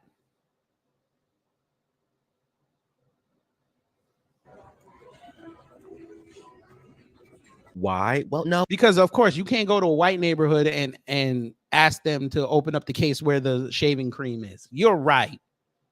You're right. It's not because of racism and being in a predominantly black neighborhood. It's because the black people won't stop stealing. And if it's oh God, yeah, because there's always theft at CVS and Walgreens in the black neighborhoods. There's always they have fuck the security guards. You're right, sir. I guess your solution would just have a cop car waiting at the entrance, just waiting for the calls, right? Them cops will be tired by the time their shift ends if we listen to how you talk. not stealing, all it takes is for one white cop to shoot one black guy, and that gives him some random excuse to just go loot and tear down the whole thing. What the fuck? What the fuck? Cool. We'll play that game.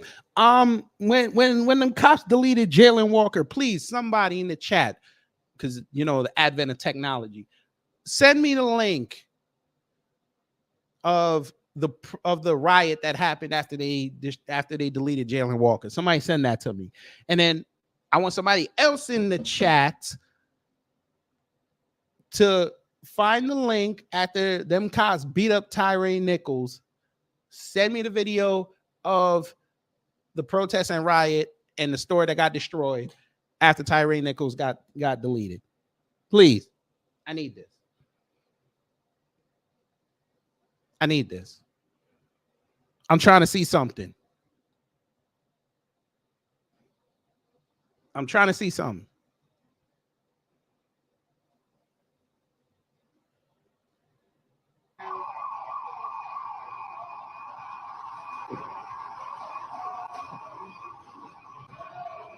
Black Lives Matter. During 2020, we saw. They think they're funny. They think they're funny. Another black cultural indicator. Now they're going to say Black Lives Matter. Hey, let me explain something to you, sir, because of course you didn't go down the fund. White people donated more to Black Lives Matter than we did. Oops. White people had predominantly more signs in their windows and on their cars saying Black Lives Matter than we did. Oops. But y'all on your side already knew that.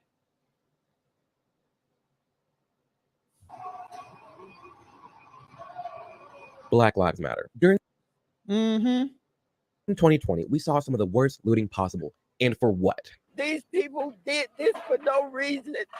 It's not gonna bring George back here. George is in a better place than we are. Okay, sir, since you again, you're letting the media craft whatever narrative you want. Sir, we were not out there praising them rioters. No, we weren't. There's a difference between praising the protesters and praising rioters. We were not praising the rioters. The only thing that we said was we understand why they're doing that, but that was kind of fucked up. Some of us, not all of us. Because we understand how that's going to look if we're praising rioters.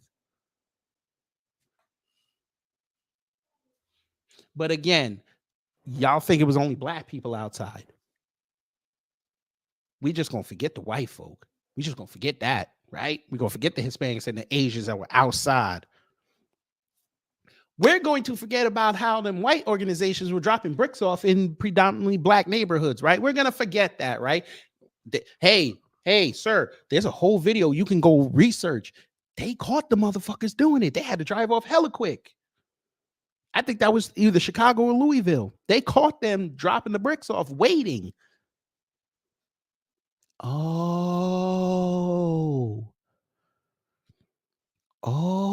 you didn't think about that now, did you? Hey, I'm sure the riots in 92 in LA, that was only black people, right? I'm sure that's what you're going to tell us, right? Yes, he was. JL West. Yes, he was. I'm going to show you. I'm going to show you. By the way, since he wants to just keep saying I was white, it was just us. It's just always us, right? Hey, sir. There you go. We finna help you. Look at that.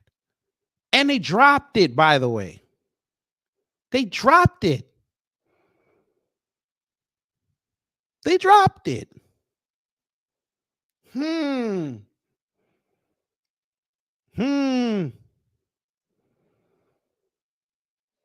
say he responded? I'm sure he did. You have a big reach. You should do a video on that. Follow up. Yeah, there you go, sir.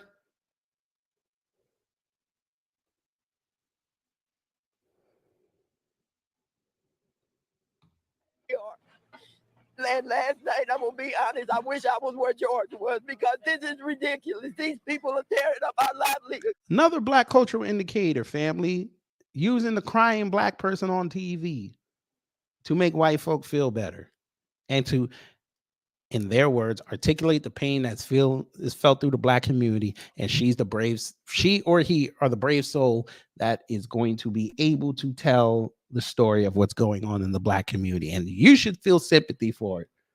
Right. Because again, you scary asses won't come and talk to regular everyday black folk. You try to find the ones that you can embarrass.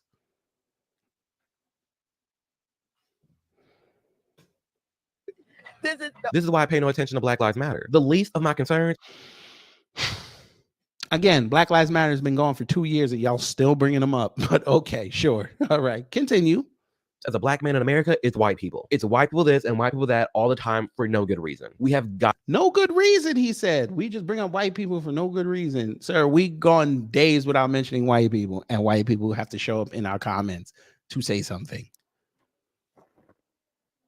Sir, I'm going to give you a task. I bet you won't do it anyway. Go on X one day, right? And have a conversation, an innocuous conversation about black people. And I want you, after maybe 24 hours, count how many times white people show up in there. I guarantee you the ratio will probably be about 30%. I guarantee you. It can be about anything. And trust and believe, I've seen many a black posts. It's just black people just talking. Here they come, inserting themselves in there. Newsflash, we don't go to their stuff and just randomly start conversations with them. Usually we'll see it on the timeline. And we know who the white supremacists are. We don't frequent their page. We could give a fuck. But if it's any indication, Tariq Nasheed, perfect example. He'll hold a Twitter space. He'll just be talking to the family. Boom, here to come the white trolls. But you don't see Tariq going to their spaces. Unless they're talking shit about us. And he don't even go out and searching for it. Huh. But okay. Continue. To do better. Black Lives Matter raised nearly $100 million in 2020, but where's the money? Whoop-de-fucking-d. And guess what? They found out that they stole the money and now they're gone. How about that? So it kind of looks like that did shit work now, didn't it? Again, white people donated the most, but I guess y'all will never bring that up. That's why we're here. What has changed? What has improved? I'll tell you what changed and what improved. Cops are being held accountable now. Oops. How many cops are in jail right now? We had 4 now since that riot. We've had 4 go down, right? Is it 4? Maybe 5. Might be 5. No, I tell a lie. It's 9 now. I forgot about the Tyree Nichols cops. 9 now that are either going to see trial or have been convicted. So yeah, looks like shit changed. And shout out to Carla. Cops are actually being equitable with their arrests now. Still nowhere where it should be, but it's close. We're getting there. Because we know before the George Floyd thing, they were not talking about prosecuting no cops. They were still letting cops go home. They would delete one of us and they go home. They get paid. Huh? Jail West, you know he ain't gonna bring up no PPP. And if he does, he's just gonna show like that idiot Nigerian who got 4 million, or the other black people who the one broad who was working at the nurse office and bought the house down the street from where she lived. That's the only way he ain't gonna bring up none of them Hispanics. He ain't gonna bring up none of them white people. He's only gonna focus on us. Like we were the only ones scamming. But all right, continue. Please tell me in the comments and let me know. Hell, you look at any holiday, Labor Day in Chicago. 32 people have been shot in Chicago over the long holiday weekend. Here we go. Here we go. Now we've another black cultural indicator. Chicago and their holiday shootings. Okay. Again, Chicago's not even on whatever list you had. They're not even in the top 5, but okay. We're going to do this. Continue. Have been killed. One of the youngest victims of violence, a 6-year-old boy. Like I've always said, if a white cop shoots me, it's hashtag Amir Odom. But if a black man shoots me, it's... What the fuck? Huh? What? Oh, God. Okay. Another black cultural indicator. Reducing the black community to hashtags. Okay. Like white people don't have hashtags. Okay.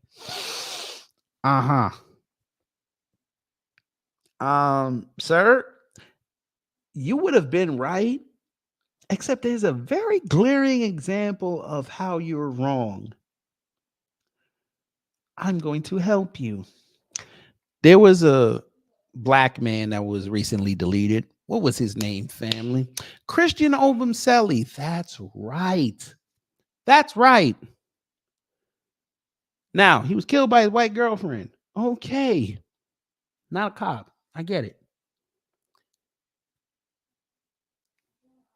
We were writing for him until we found out how much he don't like black Americans. And then we said, all right, you and your cousin, y'all can hold that. But we could have been dicks and not reported the story after that. We actually kept up on it. Shout out to the people that kept up on it. All the way up to the chick going to trial. So, yeah. We, as much as we don't like how the media portrays us and people like y'all on YouTube that talk shit, we actually still have enough compassion in our hearts to try to keep those stories alive. You're right. You're right. What was the chick in, I forget the chick's name that died in Mexico because of her friends? You're right. We didn't keep her name alive for months. You're right. We didn't do that. We didn't do that.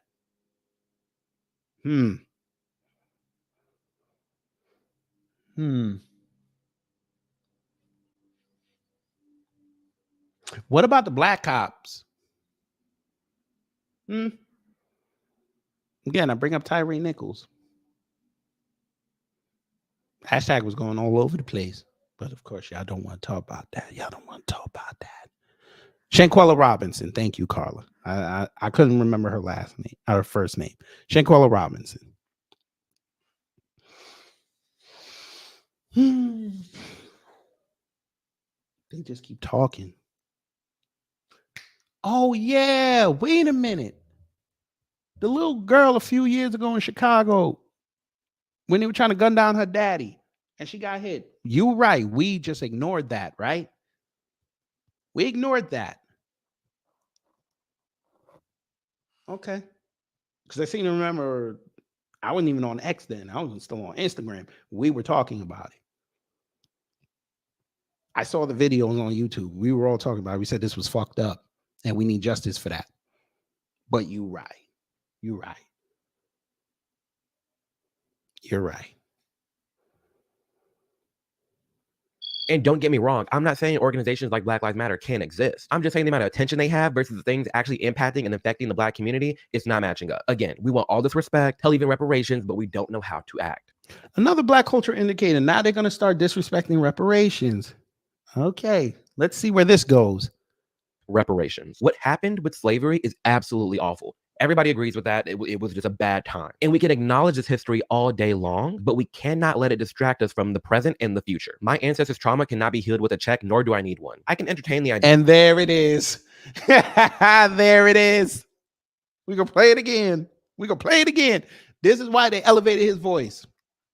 That it was just a bad time. And we can acknowledge this history all day long, but we cannot let it distract us from the present and the future. My ancestors' trauma cannot be healed with a check, nor do I need one. I can entertain. Good. I'm glad you said that. Give up your check. Shut up. You don't speak for the Black community. Just like me being a proponent for reparations, I don't speak for them. I'm just an allied voice.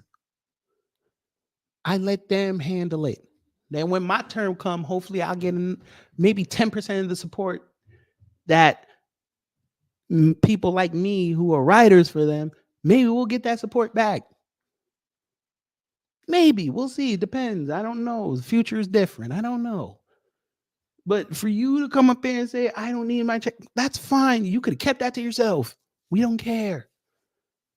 But what they're going to do is use your video and use that as the sentiment of an entire group of people. That is not true. And guess what? Once they use you, they're going to get rid of you.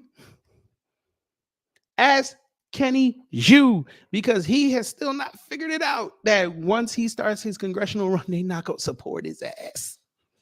They're not. They're going to elevate his voice, and then when it come time, they going to vote for that white man. And he's going to get destroyed. And he's going to be sitting there contrite with his concession speech, and we just going to be sitting here laughing. Shit. The idea of living victims getting a check and getting reparations, but we're too far gone from that. Has our government? We're too far gone from that. Living victims. Oh, you mean like the Native Americans? Oops. You mean the Holocaust survivors and their people? They're still getting money from the government. I guess you forgot. Hey, the inter-Japanese back in 88 got money. Oops. Which is where I'm going to segue after this is finished, because some idiot tried to tell me that, one, being Japanese is not an ethnicity, and two, no race of people should get reparations. You're going to like that. And they claim they're Black. But we're going to go. Been responsible for horrible racist acts? Yes. America's not perfect, and I'm not saying they are. But we have to ask ourselves, in what world do we actually need and deserve reparations when all we're doing is tearing down our own communities? Looking objectively within the Black. Oh, so they forget the basic idea of crime is people doing illegal means because there's a lack of economic development somewhere. So again, they just love bringing this up. They just love doing that. It's funny. They bring up the fact that we're still committing all this violent crime, yet when you do the actual total raw numbers, it's not even close. There's actually been a drop in crime. Which is why they like to further narratives that we're out here doing all this crime to keep it going. And we're doing it with less resources. But okay, continue. Black culture, Black community, how we act, and race relations within the United States. How is money going to change anything? The whole reparations argument to me is, how is money not going to what? Say that again. When all we're doing is tearing down our own communities. Looking objectively within the Black culture, Black community, how we act, and race relations within the United States. How is money going to change anything? Here's an idea, sir. More economic opportunities in our own neighborhood, so we don't have to venture out and go to places like Walmart that are miles away. I'm from New York, sir. Ain't no Walmart or Target sitting on Utica Avenue in Brooklyn. I think they finally built one on Jamaica Avenue in Queens, but that was after gentrification. Let me just look this up real fast. Yes. Wait, hold on. Yes, they put it right on Jamaica Avenue after gentrification.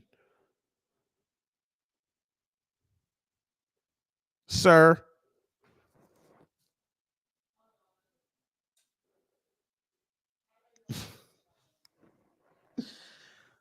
Oh my God. What? How is money not going to change the black community? Are you serious? Oh, I get it. I get it.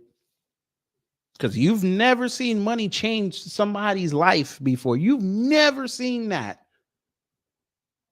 Y'all are the same ones that run around and say when black people get some money, the first thing they do is leave the hood. Oh. So you can promote that talking point, but you're actually going to sit up there and tell people that the cousins getting reparations ain't going to change their life? Huh? How about the first thing they do is to buy the land that their house is on, pay off that mortgage, own that little strip of land so they can't get thrown off of it, or buy land somewhere that they could start building and cultivating, leaving legacies. Here's a strange idea, family. I don't know if y'all are going to do this, but I think it'd be a strange idea, but I think it might work. How about y'all take the reparations and get every black person out of debt? That goes down from student loans, mortgages, car notes, loans, personals, shit like that. Just pay that shit off. They just take the reparations and they wake up the next day, or you know them, they something that positive with black folk, they ain't gonna say shit. Like 2-3 days later, you hear the CNN sounder and it says, well, at the end of the month when they do the financial reports, for the first time in history, no black person, most black people are out of debt. Those that identify as Black American, whose lineage traced back to slavery, they're not in debt.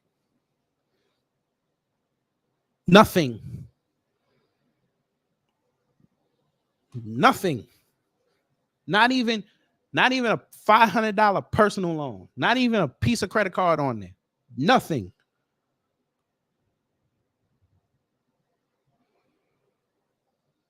Now, I'm not saying as an alternative CRU. I'm just saying when y'all get y'all's check, what would that imagine if all black folks just went to their institutions and just like, listen, I'm paying off all this debt. Ain't got no mortgage. You own your house. You own some land.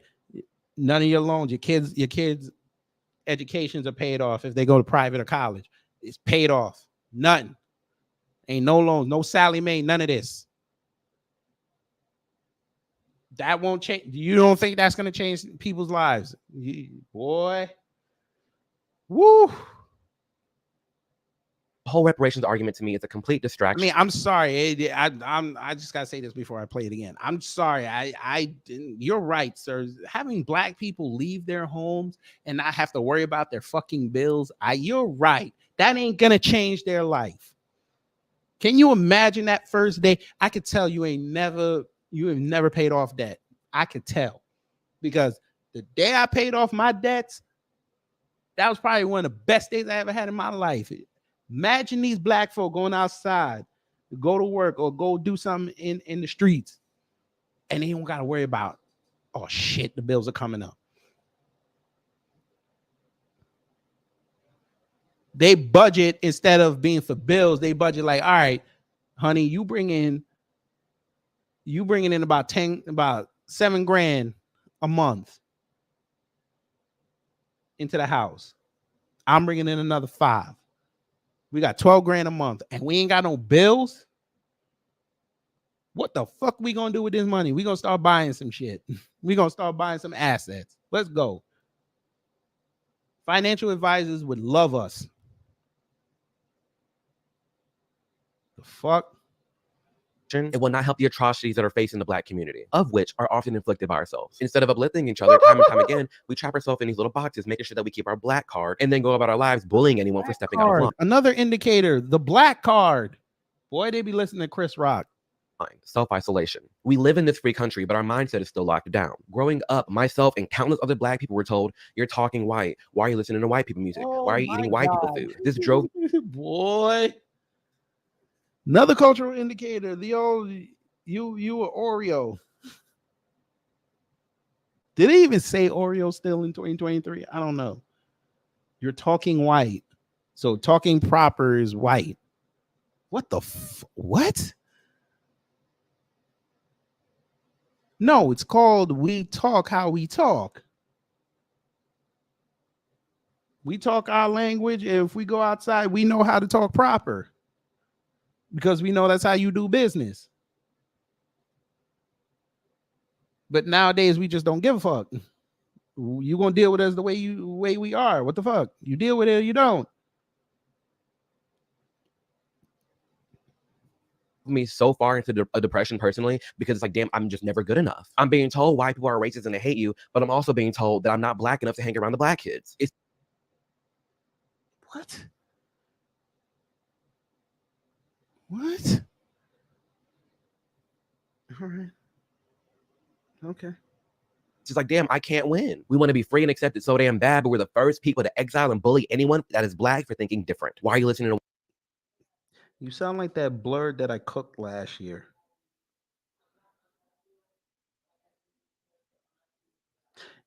Newsflash, sir. It's okay to be different. It's quite all right. If you've immersed yourself in black culture as a black person and that's how you carry yourself, cool. As long as you don't do nothing illegal, I don't give a fuck. If you're blurred, as long as you do nothing illegal, I don't give a fuck. You want to be a square-headed Carlin Banks looking motherfucker? I don't give a fuck. Blurred means a black nerd, you know, like the anime cats. The ones that read comic books. They're not like into they're into the unconventional, the quote unquote unconventional shit. Like the shit that's not really the shit that like people wouldn't understand. That's what I mean by blurred. But Carla said, did you see my comment? Yes, I did. If you're talking about this one, yes. Oh, okay, cool. Vincent, in case he sees this, let's be respectful. Be respectful. He's lost. He's lost. We get it. He's lost. He said white music. Hey, Elvis is king. You didn't know that? Yo, fuck nuts. Yo, y'all mad at me now. I'm kidding. He's not king. I'm just saying. That's what they think. Haven't y'all noticed over the last few years they've been trying to resurrect Elvis's legend? And we just been there like, that's fine. Y'all can legend. He stole shit and he a pedo. But okay. And then when you tell them the last part, they be like this here. Oh my God, bro. We gonna keep this? Nigga. They ready to call you out your name. Be nice. Yeah. Let's be nice. We don't have to go there. I mean, you're not wrong, but you didn't have to say it. I mean, good Lord. White people music. Okay, cool. So because I don't want to listen to music with I have a question for that too. What is white people music? I get it. He probably heard some black chicks say that they listen to Taylor Swift. That's probably what it is. He's still on that Macklemore and Ryan Lewis wave. I get it. Robin Thicke is still in his playlist. It's okay. Pill popping, killing people, and shaking ass. All of a sudden, pill popping, killing people, and shaking ass. Okay, like white people don't do this. You could literally go on TikTok right now and see white people pill popping, shaking ass, and killing each other. You can literally do this search. It's not that hard. But yeah, of course, it's only black people that do this. Okay. Then I'm not black enough, and I'm getting exiled. The ghetto. And it's gotten to the point where even Joe Biden recognizes this behavior within the black community. You have a problem figuring out whether you're for me or Trump, and you ain't black. He literally.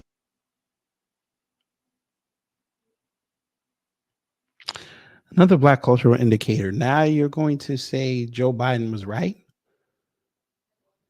Now we're going to, this is something new. I didn't even know this was going to start now. Okay. Now we got something to watch out for, family. Now they're going to say Joe Biden was right. So you're taking his quote that everybody lambasted and you're going to equate that to us. The same man who just said what he just said, yet we have seen that he does not care about black people, and you're going to equate him to us. Hmm.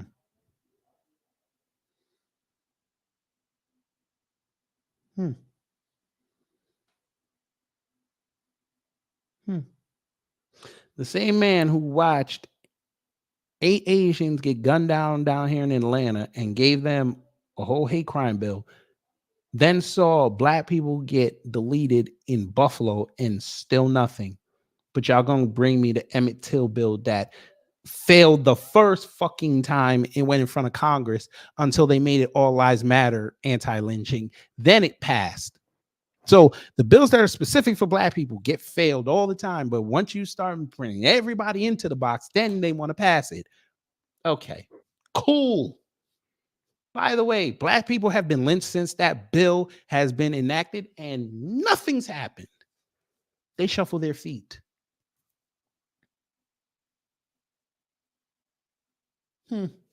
Must be nice. He said, if you have any trouble, any doubt thinking about Biden versus Trump, then you're not black. He's completely disregarding any black person who's not a Democrat. Why can't black people be Republicans? Why can't black people be independents? Why do we have to stick to the narrative and stick to the script that whoever has laid out for us, and that's just the rule book? Because damn, when I'm looking at the black communities that are predominantly Democrat across our entire nation, it's like, why do we keep voting for the same things time and time again, but they're complaining about nothing's ever changing? That's insanity. Insanity is...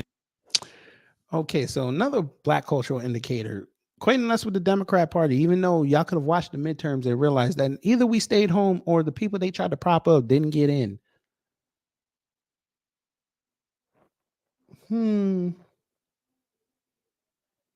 I guess we're going to have to show them again November 5th, 2024 if you go out and vote, family. I guess we're going to have to do this. I guess all the Democrats are going to have to get knocked off the board for them to shut the fuck up about this. Okay, I guess we're going to have to go there and do that. Okay, family, here's the plan. All the CBC, we already got that plan. They're all going to get knocked off in 2024. Houston, this month, you are on watch. You have to make sure that old jerk chicken jackass Sheila Jackson Lee does not get in. Just so we can shut this dude up, because he still thinks that we're voting Democrat like that, even though you can go on social media right now and show how many people hate Joe Biden. The only people promoting Joe Biden are the Democrat shields that they pay. Okay. Cool. So the Democrat shield, another black indicator of how the black community is. Got it.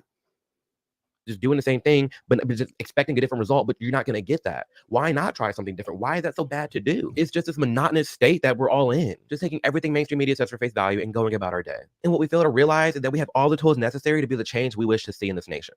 We cry and cry for... You're right. We haven't done that. Okay. For change and progress, all while not changing at all. We just sit there far too often and view ourselves as the victim. Victim mentality. Here we go. We're gonna go to victim mentality. This should be good. By the way, I don't know if you've noticed this, sir, but their whole coffee venereal disease campaign failed. Why? Because we didn't fall for it. Oops. It's funny when we don't put our support behind something, it just miraculously fails every time. That failed. This war in Ukraine failed, even though they tried to put Africans as the face of it. That failed. Hey, Israel Hamas, that failed. It's hilarious when black people don't sign on to what you want us to sign on to. It don't go nowhere. You're sitting there fighting yourselves. The Coonstress got them in a whirlpool. Breonna Joy Gray got them in a whirlpool right now on X. They're still upset at her. It's funny as hell. When black people don't subscribe to what you want us to subscribe to, y'all don't know what to do with yourselves. But okay. It is time to stop blaming everyone else but ourselves for our lives and our actions. I damn sure can't help what someone does to me, but I control 110% of how I move forward. White man this, racism that. Sure, sir. And we have a statement for you. If you don't understand white supremacy and how it works and what it is, you're... I almost want to finish the quote, but now I don't want to finish it because he's not going to get it. I'll finish it for him, though. If you don't understand white supremacy, what it is and how it works, then everything else will confuse you. Dr. Neely Foley Jr. Neely Fuller Jr.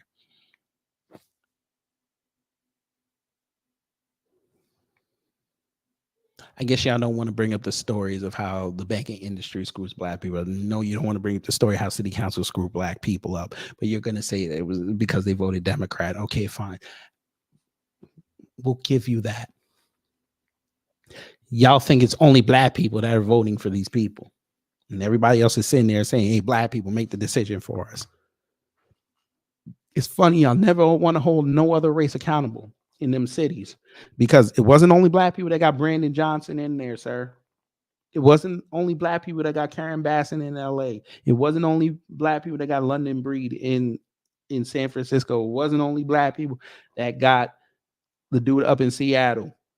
It wasn't only black people that got Eric Adams in. It wasn't only black people that got Mayor Dickens down here in Atlanta in.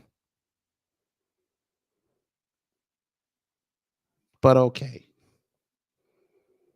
You want to leave out all the other races, right? They're the victims, right? They're voting victims. I get it. Go ahead. Enough. I promise you, the second you start focusing on yourself, your goals, your dreams, tunnel vision, and move forward, the faster life will progress for you and the happier you will become. I could have easily sat back and accepted this narrative that yes, black people will always be behind and white people will always be ahead of me. That is because I didn't have a father in my life. That is because 400 years of slavery and oppression. That is because the white man's always ahead of me. That is because I didn't go to the best school. That's because of everything else except for me. It can be so easy to throw in a towel, but you cannot allow yourself to do that. The solution. We have got to be the change we wish to see. Generational wealth this, generational wealth that. Build it. Build that wealth. We've seen how that worked, young man. We've seen how black folks build generational wealth, and we've seen the result of that. They carve out a nice little life for themselves. They do something positive with it. Here they come. Here they come.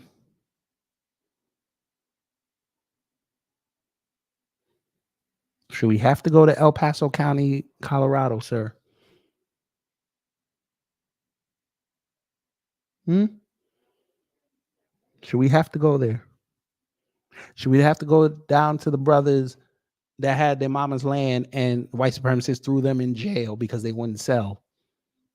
Should we go down to the beautiful old woman down in Gullah Geechee land when they try to take her land? Huh?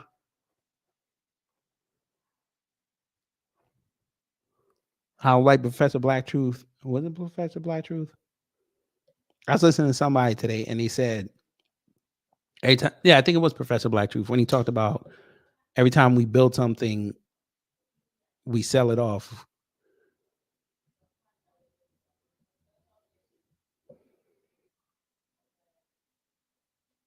You think we want to sell what we create? No.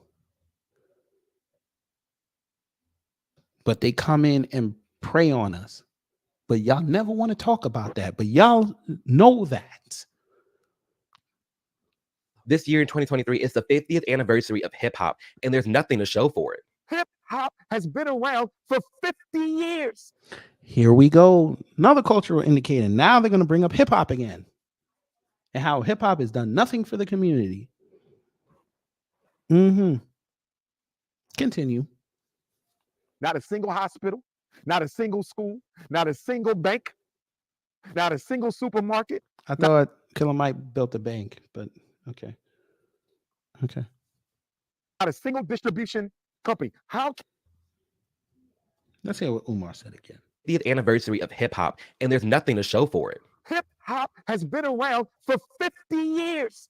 Not a single hospital, not a single school, not a single bank. Killer Mike owns a bank. I know it's owned by white people, but okay, fine. Maybe y'all won't give me that one. You're probably not gonna give me that one. It's okay. But he just acts like hip hop and the people that have been in it don't have businesses. You're right. You're right. Styles P doesn't own a successful chain of smoothie shops and other businesses.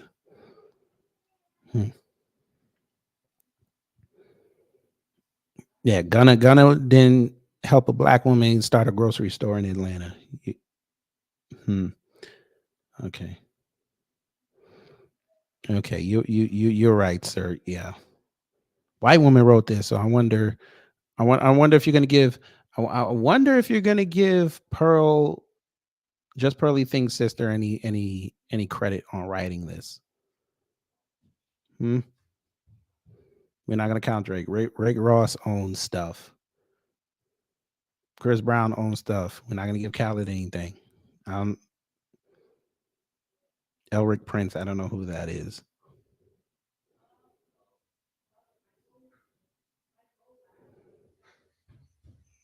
Kanye before he went to hell.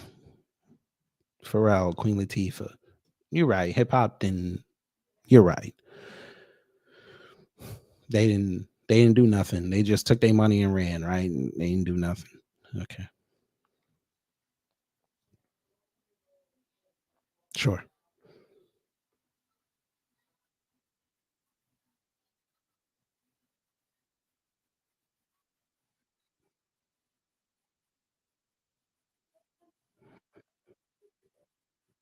But it's not your culture, Omar. It's like it's not my culture. But okay.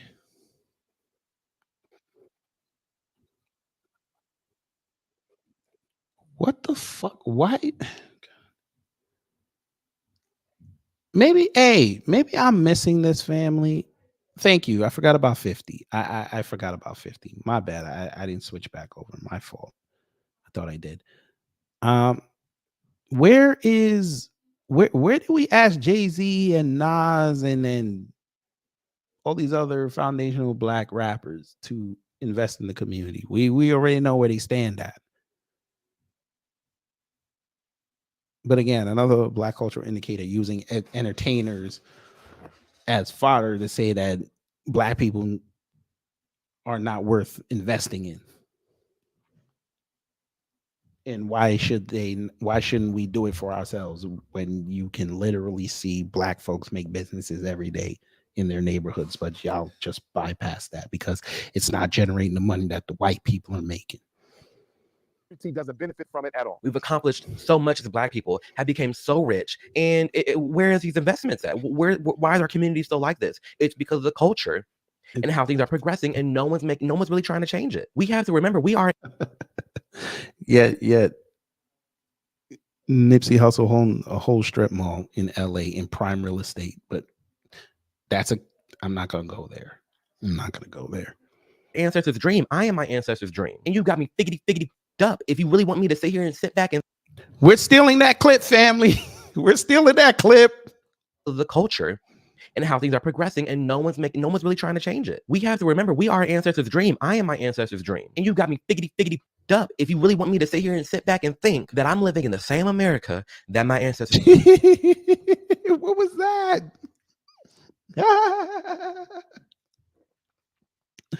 We almost done, Denise. We almost done. They're living in, let alone my grandparents were living in. This is a different time, new era, and it is the best time for any black person to really go after it and prosper in this nation. Oprah, Michael Jordan, Tyler Lord, Perry, here Jay-Z, we go. yay.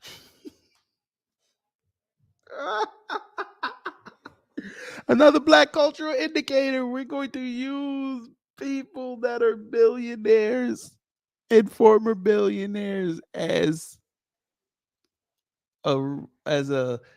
avatars for what the black community can accomplish. Yet every single person they put on there has said things about the black community that we did not agree with. Sir, let me explain something to you. The fact you started with Oprah tells us everything we need to know about you. Oprah gets no love in the black community. Respect to her accomplishments and what she's done. But after she hooked up with them white folk, she became a full mammy. We don't give her respect. Michael Jordan, shout out to him. He built a shoe brand and helped black men achieve wealth. Shout out to him. Well, we don't hold Michael Jordan up as this paragon. I would rather hold up, what's his name? Mr. God damn it. I always talk about him. The brother that owns he's almost half a billionaire. who owns all the franchises. I forget his name. I can't believe I forget. Junior, what the fuck? Junior Bridgman. Junior Bridgman. I'm not putting him up here with Michael. I'd swap out Michael Jordan for him. Jay-Z, here we go. Rapper turned businessman. This is who they like to use. Hell, I'll put Robert F. Smith there over Jay-Z. Tyler Perry said some off-code things about black folks, but we're gonna give him his credit because he's built something. He's an all-black movie studio. We'll give him his credit. We'll give him the credit. But again, he's an entertainer. And Kanye, we already know about Kanye. We don't have to revisit Kanye. But go ahead. There are far too many people that we have seen make something out of nothing and have just blown up and became billionaires in this Boy, nation. you And better, don't get me wrong. boy, I talked you a lot in better this go video. back and you better go back and edit this video and take that lie out. What do you mean? Hold up. Whoa. No, you didn't. Sir, how dare you say these 5 people? I know Kanye picture ain't there. How dare you say they made something from nothing? How dare you, sir?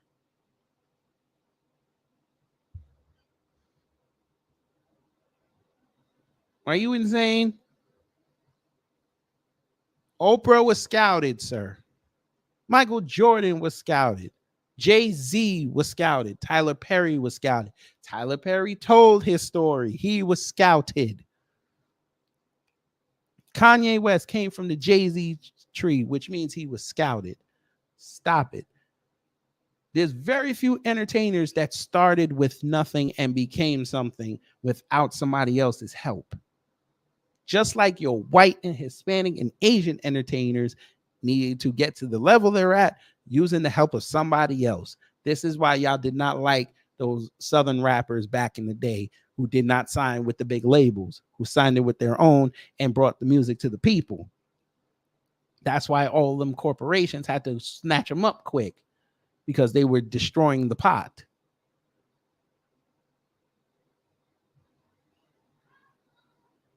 But okay. Jay-Z, yay. There are far too many people that we have seen make something out of nothing and have just blown up and became billionaires in this nation. And don't get me wrong, I've talked a lot in this video. I'm not saying disparities don't exist. I'm not saying black people have it 100% easy and it's going to be shit. No, I'm not trying to say that. What I am saying is that we all have the opportunity to become who we want to be. And it's not always the white man this, white man that. No, as a black American, you can get up and do anything you wish to do. It ain't going to be. Bro. These are the same folk who are sitting there messing with black kids trying to open up lemonade stands. I guess you missed the video of the white man who called the cops on, sorry, the white woman who called the cops on a black girl selling Girl Scout cookies when she had permission from the store to do that. I guess you missed that. Or the little girl up in Jersey who was trying to catch lanternflies to help her community, and this dumbass white man called the cops on her. I guess you missed that, right? Got it. Be easy, but you can do it. I know, and I will overcome any disparity, any racism, anything that's thrown my way that can shut down Amir Odom. And the same can be said for you. Because I know I'm still black. To this day, I still get profiled. I still deal with racism. I still deal with all these prejudices. They're there. Trust me. And all those billionaires I just named, they talk about it too. I'm not going to sit here and tell you, oh my gosh, all these black people are billionaires and they're amazing, but neglect the struggles that they talk about all the time. They've gone through hell and back in this nation, and so can we. Ultimately. Sir, when did Jay-Z go to hell and back, sir? When did Jay-Z go to hell and back, sir? When did Oprah ever go to hell and back, sir? Oh, you mean after she had to go cape for Gayle after what she said about Kobe? That's probably the most time she faced oppression in her entire career. What are you talking about?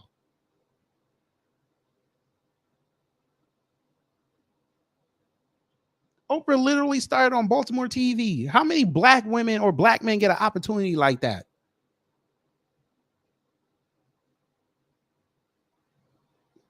Boy, they just be talking.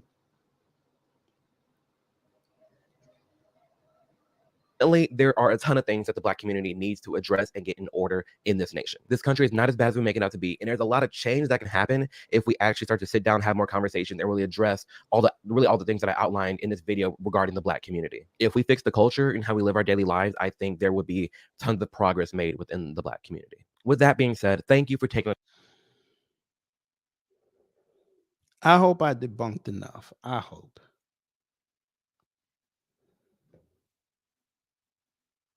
They just be talking, but I don't even know. Okay, fine. Because I love how at the end he said he still gets profiled. Okay, sir. You still get profiled. Let us know when you get stop and frisk. Let us know. Or let us know when this ever happens to you. You know, let me go here. There's a growing concern. Let us know when you're being filmed by your little brother being accosted by a cop for just changing your tire on the side of the road. And the cop puts a taser on you and tells you to shut your bitch ass up. You don't believe me. Because, of course, this passed your purview. But I'm sure people like Tatum have already done a video on this and saying how the dude was wrong. But let's go. Fair use. Well, a reformed police officer is on administrative leave for their behavior during an arrest over the weekend. Thanks for staying up with us here at 10. I'm Jarvis Robertson. This after a viral video shows what appears to be the police officer using a stun gun on a man during an arrest. Now, we want to warn you, you might find this story disturbing. WVTM 13's Emma Owen was in Reform tonight with the message from the man's relatives. Loved ones and community members say they're here in Reform tonight, pushing for accountability. They held a protest Monday night in response to the viral video showing a police officer using a stun gun on a handcuffed man. We want to warn you, you might find this video disturbing. After an exchange of words, the police officer pulls the trigger on the stun gun and then asks, "You want it again? No, shut the f up, you was big and bad." She could then be heard calling him an explicit name. She tased him in the back, and she was holding it. She was just holding it there until he started crying. Jalexis Rice, girlfriend of Micaiah Washington, says this all started when her boyfriend and two others were changing a tire of the car they were driving. She says that's when the officer in the video pulled up, eventually putting her boyfriend in handcuffs and tasing him. When I seen it, I couldn't do nothing but cry. I couldn't do nothing but cry. Following his arrest, Washington was booked into the Pickens County Jail on several charges. He has a bond of $500,000. In a statement, Reform's police chief and mayor said they're aware of the video and the police officer has been placed on administrative leave.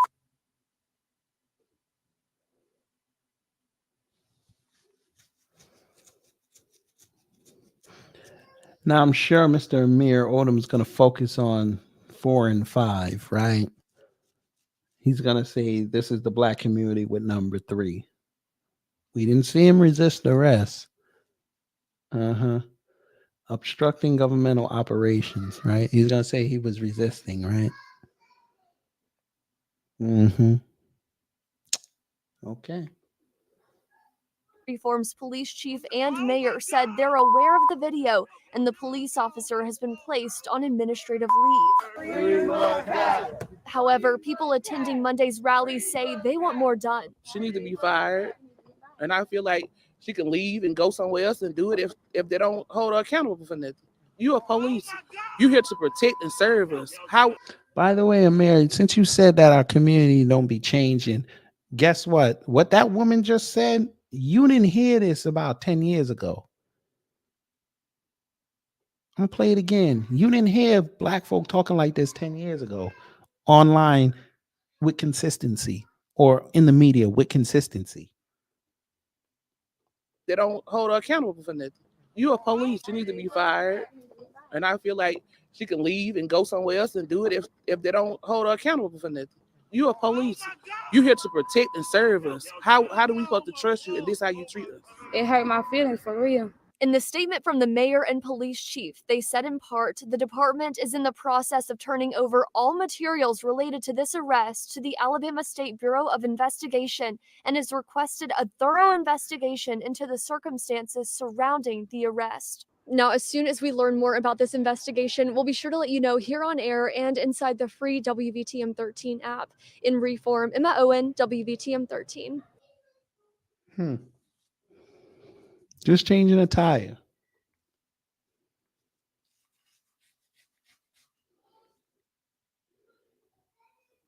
Hmm.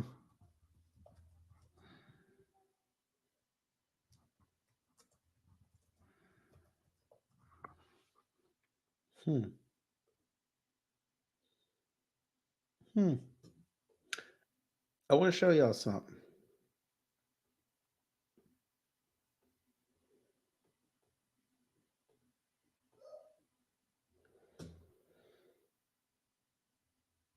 Now they're gonna say this is us, right? Ex-felon in possession of a firearm. Hmm. Hmm.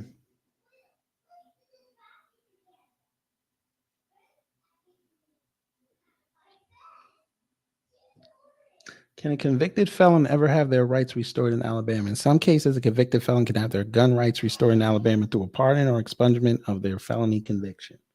I wonder what would happen if we found that out. He was actually allowed to have that gun legally.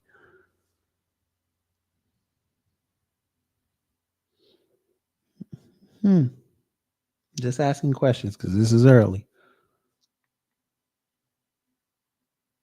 Can a convicted felon have their gun rights restored after completing their sentence in Alabama? In some cases, a convicted felon's gun rights may be restored after completing their sentence, but it's not automatic. It requires a specific legal process.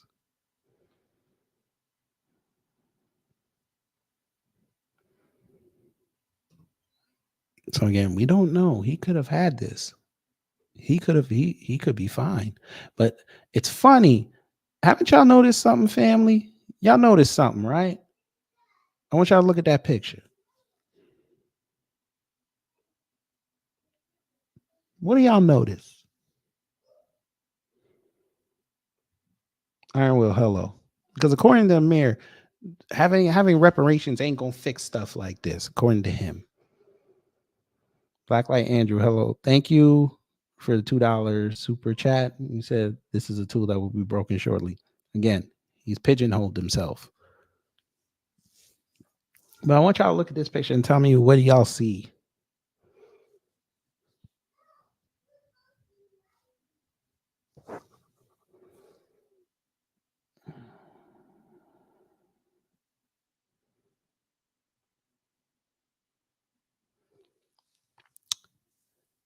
Don't y'all just love when they used his jailhouse photo?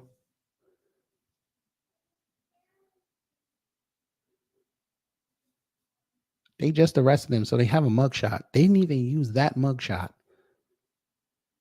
They used his prison mugshot.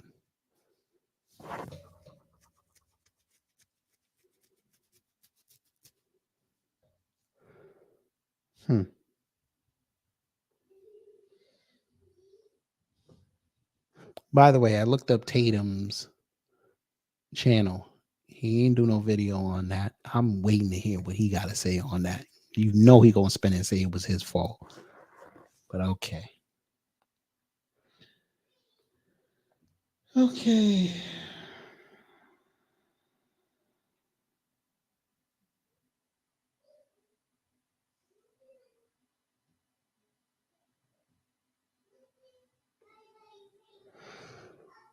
Before we go,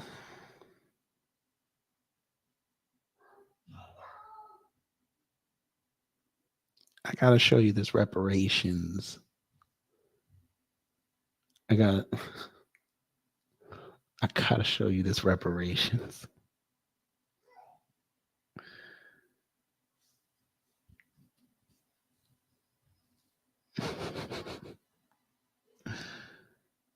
Oh man. Fam. Again, they love talking about reparations. And then when you start saying, well, you know, They got that. We've seen every other race gets reparations. You've seen it.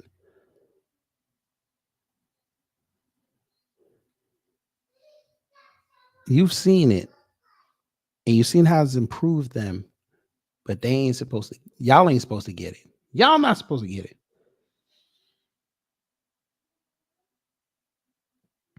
Okay.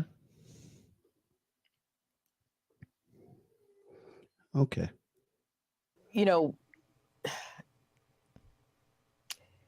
let me go here. There's a growing concern in. This is what I got. This is just one of two threads. So this person said, race entitles you to nothing. Race convicts you of nothing. I don't know where this person been, but okay. Sharing the race of a victim does not make you a victim. Sharing the race of a villain does not make you a villain. Being related to a victim does not make you a victim. Okay. So somebody told them your point, and they said most of the claims to reparations or affirmative action come under one or more of these. They are false claims. Do you have a point? False claims. So now they're saying that the reparations argument is false. Y'all are being false.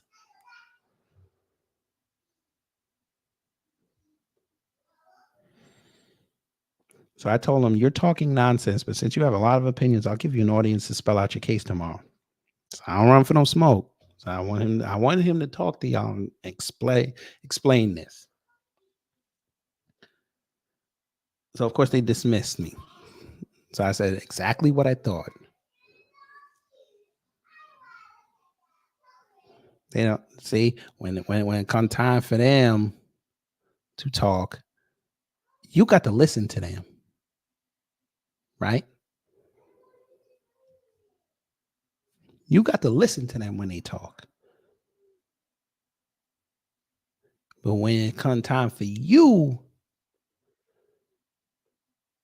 to espouse your opinions, they don't like that. Y'all gonna like this. And this is an exchange I had with this dude. So he said, government has no right to discriminate based on race. That includes government schools. We should abolish all race-based government policies. Boy, where you been? Where you been?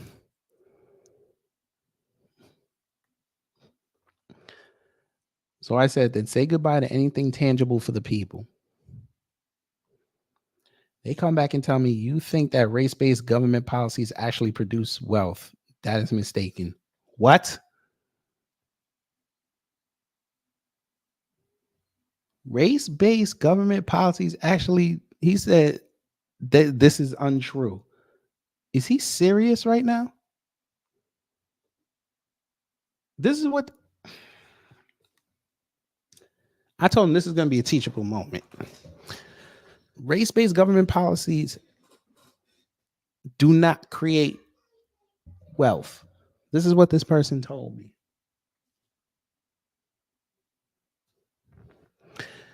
The greatest good for the greatest number can only be accomplished through everybody doing as they wish with what is theirs, including free markets and voluntary transactions under the protection of a government that provides equal protection before the law. The fact that they still think that this government is equal is hilarious. And it's equitable for all its people. It's hilarious. This is what it comes off like. You have the same opportunities as everybody else. There's nothing standing in your way, just like what that Amir Odom dude just said. It's on you. Uh-huh.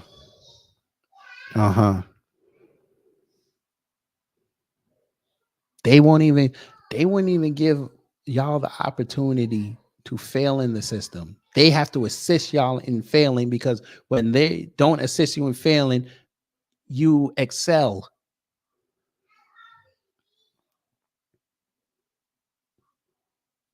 But okay. So I said Native Americans would disagree with you. The Japanese in the Civil Liberties Act of 1989 disagree with you. The Jewish community disagrees. AAPI profited off a mass shooting, $49.5 million from Biden in 2021. Try again. You can go look this up. All this stuff is documented. You could go look this up. Everybody would be better if they just paid off reparations. Everybody knows this, except them. So he says, since you don't, so I also told him, since you don't know what ethnicity means, I'm going to help you. Ethnicity is the quality or fact of belonging to a population group or subgroup made up of people who share a common cultural background or descent. Japanese in America are an ethnicity and they got paid. Native Americans are an ethnicity and got paid. Here's an example of a non-treaty reparations package. And I talked about the Indian Reorganization Act. That's reparations. The government took land from these people and they gave them money to buy it back. Then I said the Jews like to play their religion as an ethnicity and they got paid. Chinese also got reparations. That's an ethnicity. You want to embarrass yourself more on here. Then he told me the tribes are sovereign nations. Doesn't matter. They still got reparations. Doesn't matter. The United States government pays them treaty-based international aid. Again, it's classified as reparations, which is why we keep using it as an example. And it's a treaty, meaning they got something taken from them. It's based on the nation, not on race or ethnicity at all.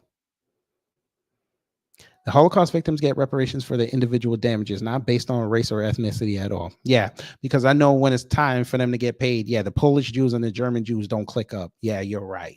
The Hungarian Jews don't sit there with them. You're right. You're right. You're exactly right.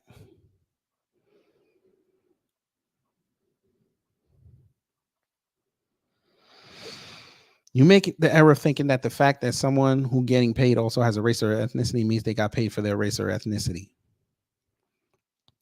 This is a common militant racial chauvinist logical fallacy. Now it's chauvinistic. Do they even know what the word chauvinist means?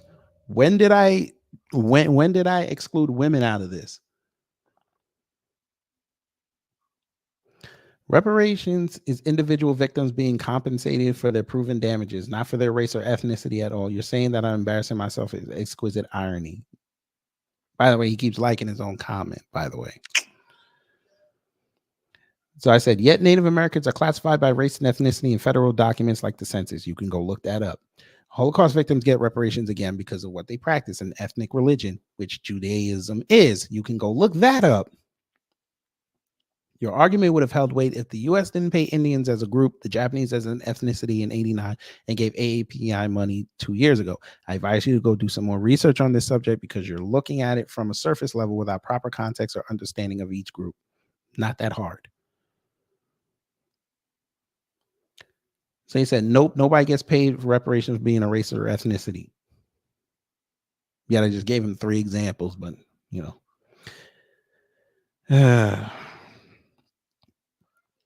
The victim, this was classic. The victims of the Japanese concentration camps are only paid as individuals for the harm done to them, not for their ethnicity at all. And if that was the case, then they would have never called them Japanese Americans.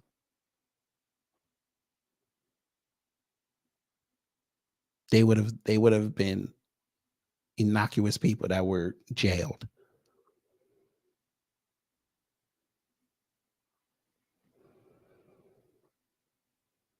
But okay. Then I gave him another example of how the Indians got money that was not treaty based.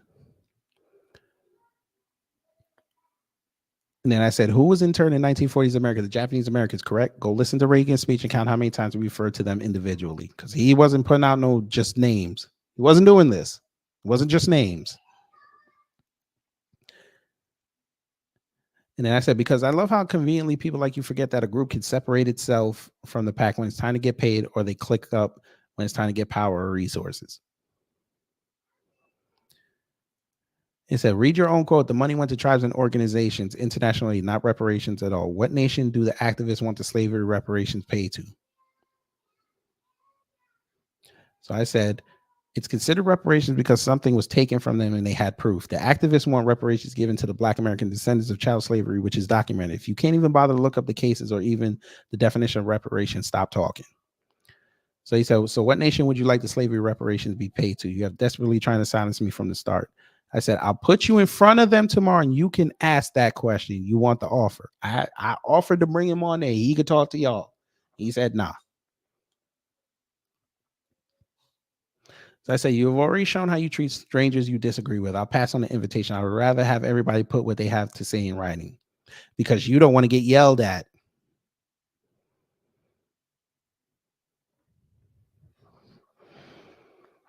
Because you don't want to get yelled at.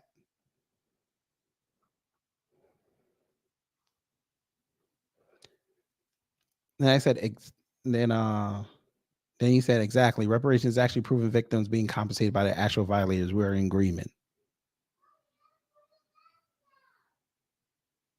So all of a sudden now, when it comes to black folks, they're not individuals. They have to be counted as individuals. Everybody else can be counted as a race. But he disagrees with reparations being paid out as a race. Or ethnicity. So I told him, I treat everyone with the same respect they enter my channel with. You came in on bullshit and you got the appropriate responses. There was a way to get educated and have a productive conversation without you being hard-headed and resistant to new thinking, which we do here. Now you have become a teachable moment. Thank you and goodbye. And by the way, the cousins have already proven times over how they were wronged as an individual, ethnicity and lineage with documented proof. The funny part, though, you would never go into Black American channels like Tori and Rain, Afro Elite, Black Alpha Network, Beatzilla, PDX, A to Z TV, or any other talking this bold because you get the same responses, but a lot less daytime from that crowd. So then he said, liar, you opened with abusiveness. You're going to have to delete your post now so you don't give yourself away. Yeah, I don't run for no smoke. Your strong man about what I would or wouldn't do are too desperate to reply to. I do appreciate you're finally confirming that reparations actually proven victims being compensated by the actual violators. What the fuck? Huh? So so y'all don't have no claim. That's what he's saying. Y'all have no claim because you're not a nation. Oh, yeah. The answer, I forgot to say what's up to you. Yeah, the UN said this years ago that black folks in America need to get their reparations. They on record with that.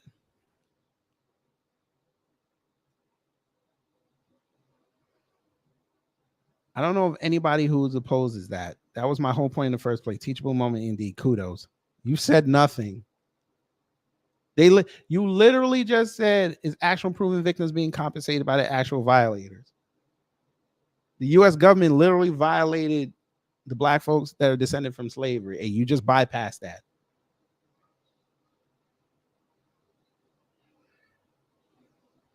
What did he prove? I literally gave you examples of the government paying off people that they wrong. But when I bring up black folks and that now all of a sudden, y'all not a nation, so you shouldn't get shit. Well, the Japanese Americans were in a nation and they got reparations. So your argument just killed itself.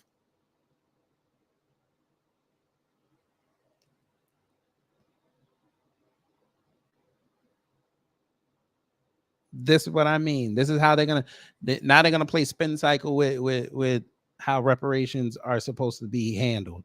That's gonna be the next thing next year. But I think I'm done, family. I think I've given y'all enough edification for today. November 5th, 2024 is going to be fun. Every day we get closer, they expose themselves more. A lot of people are within the next 18 months, a lot of people are going to find out that we were right all along. And that'll probably be the culmination of everything. By summer 2025, boy, we gonna be running YouTube. I promise you.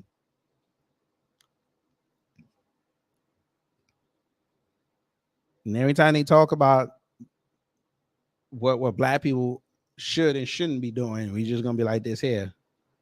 Fuck yourself. But go yourself. Is that clear? I hope it is.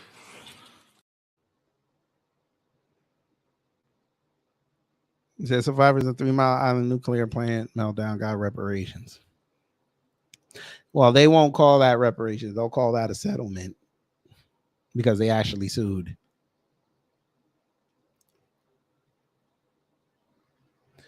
But yeah.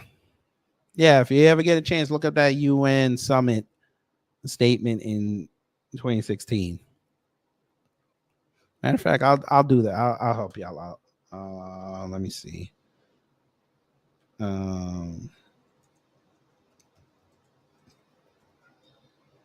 It's a funny thing. They really think that reparations is this new concept. Yet other people have been doing it for years.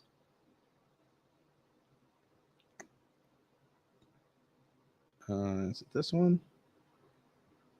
No, I think this is that's the African one.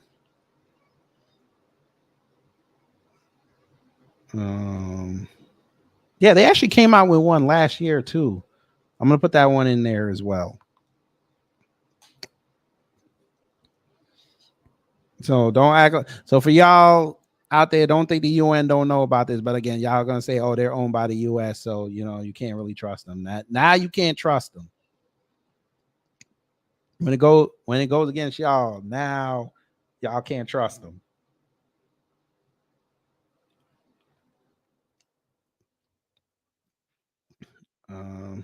Yeah, I think it's this one. Yes, it's this one.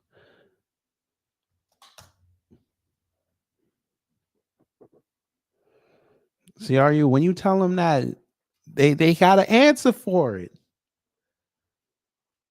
They got to answer for it. And then when you're like, okay, so they paid them, they can pay the slaves and their descendants. They're not alive. Okay. And the slave masters are not alive, and their people are benefiting off that reparation. So what are we talking about?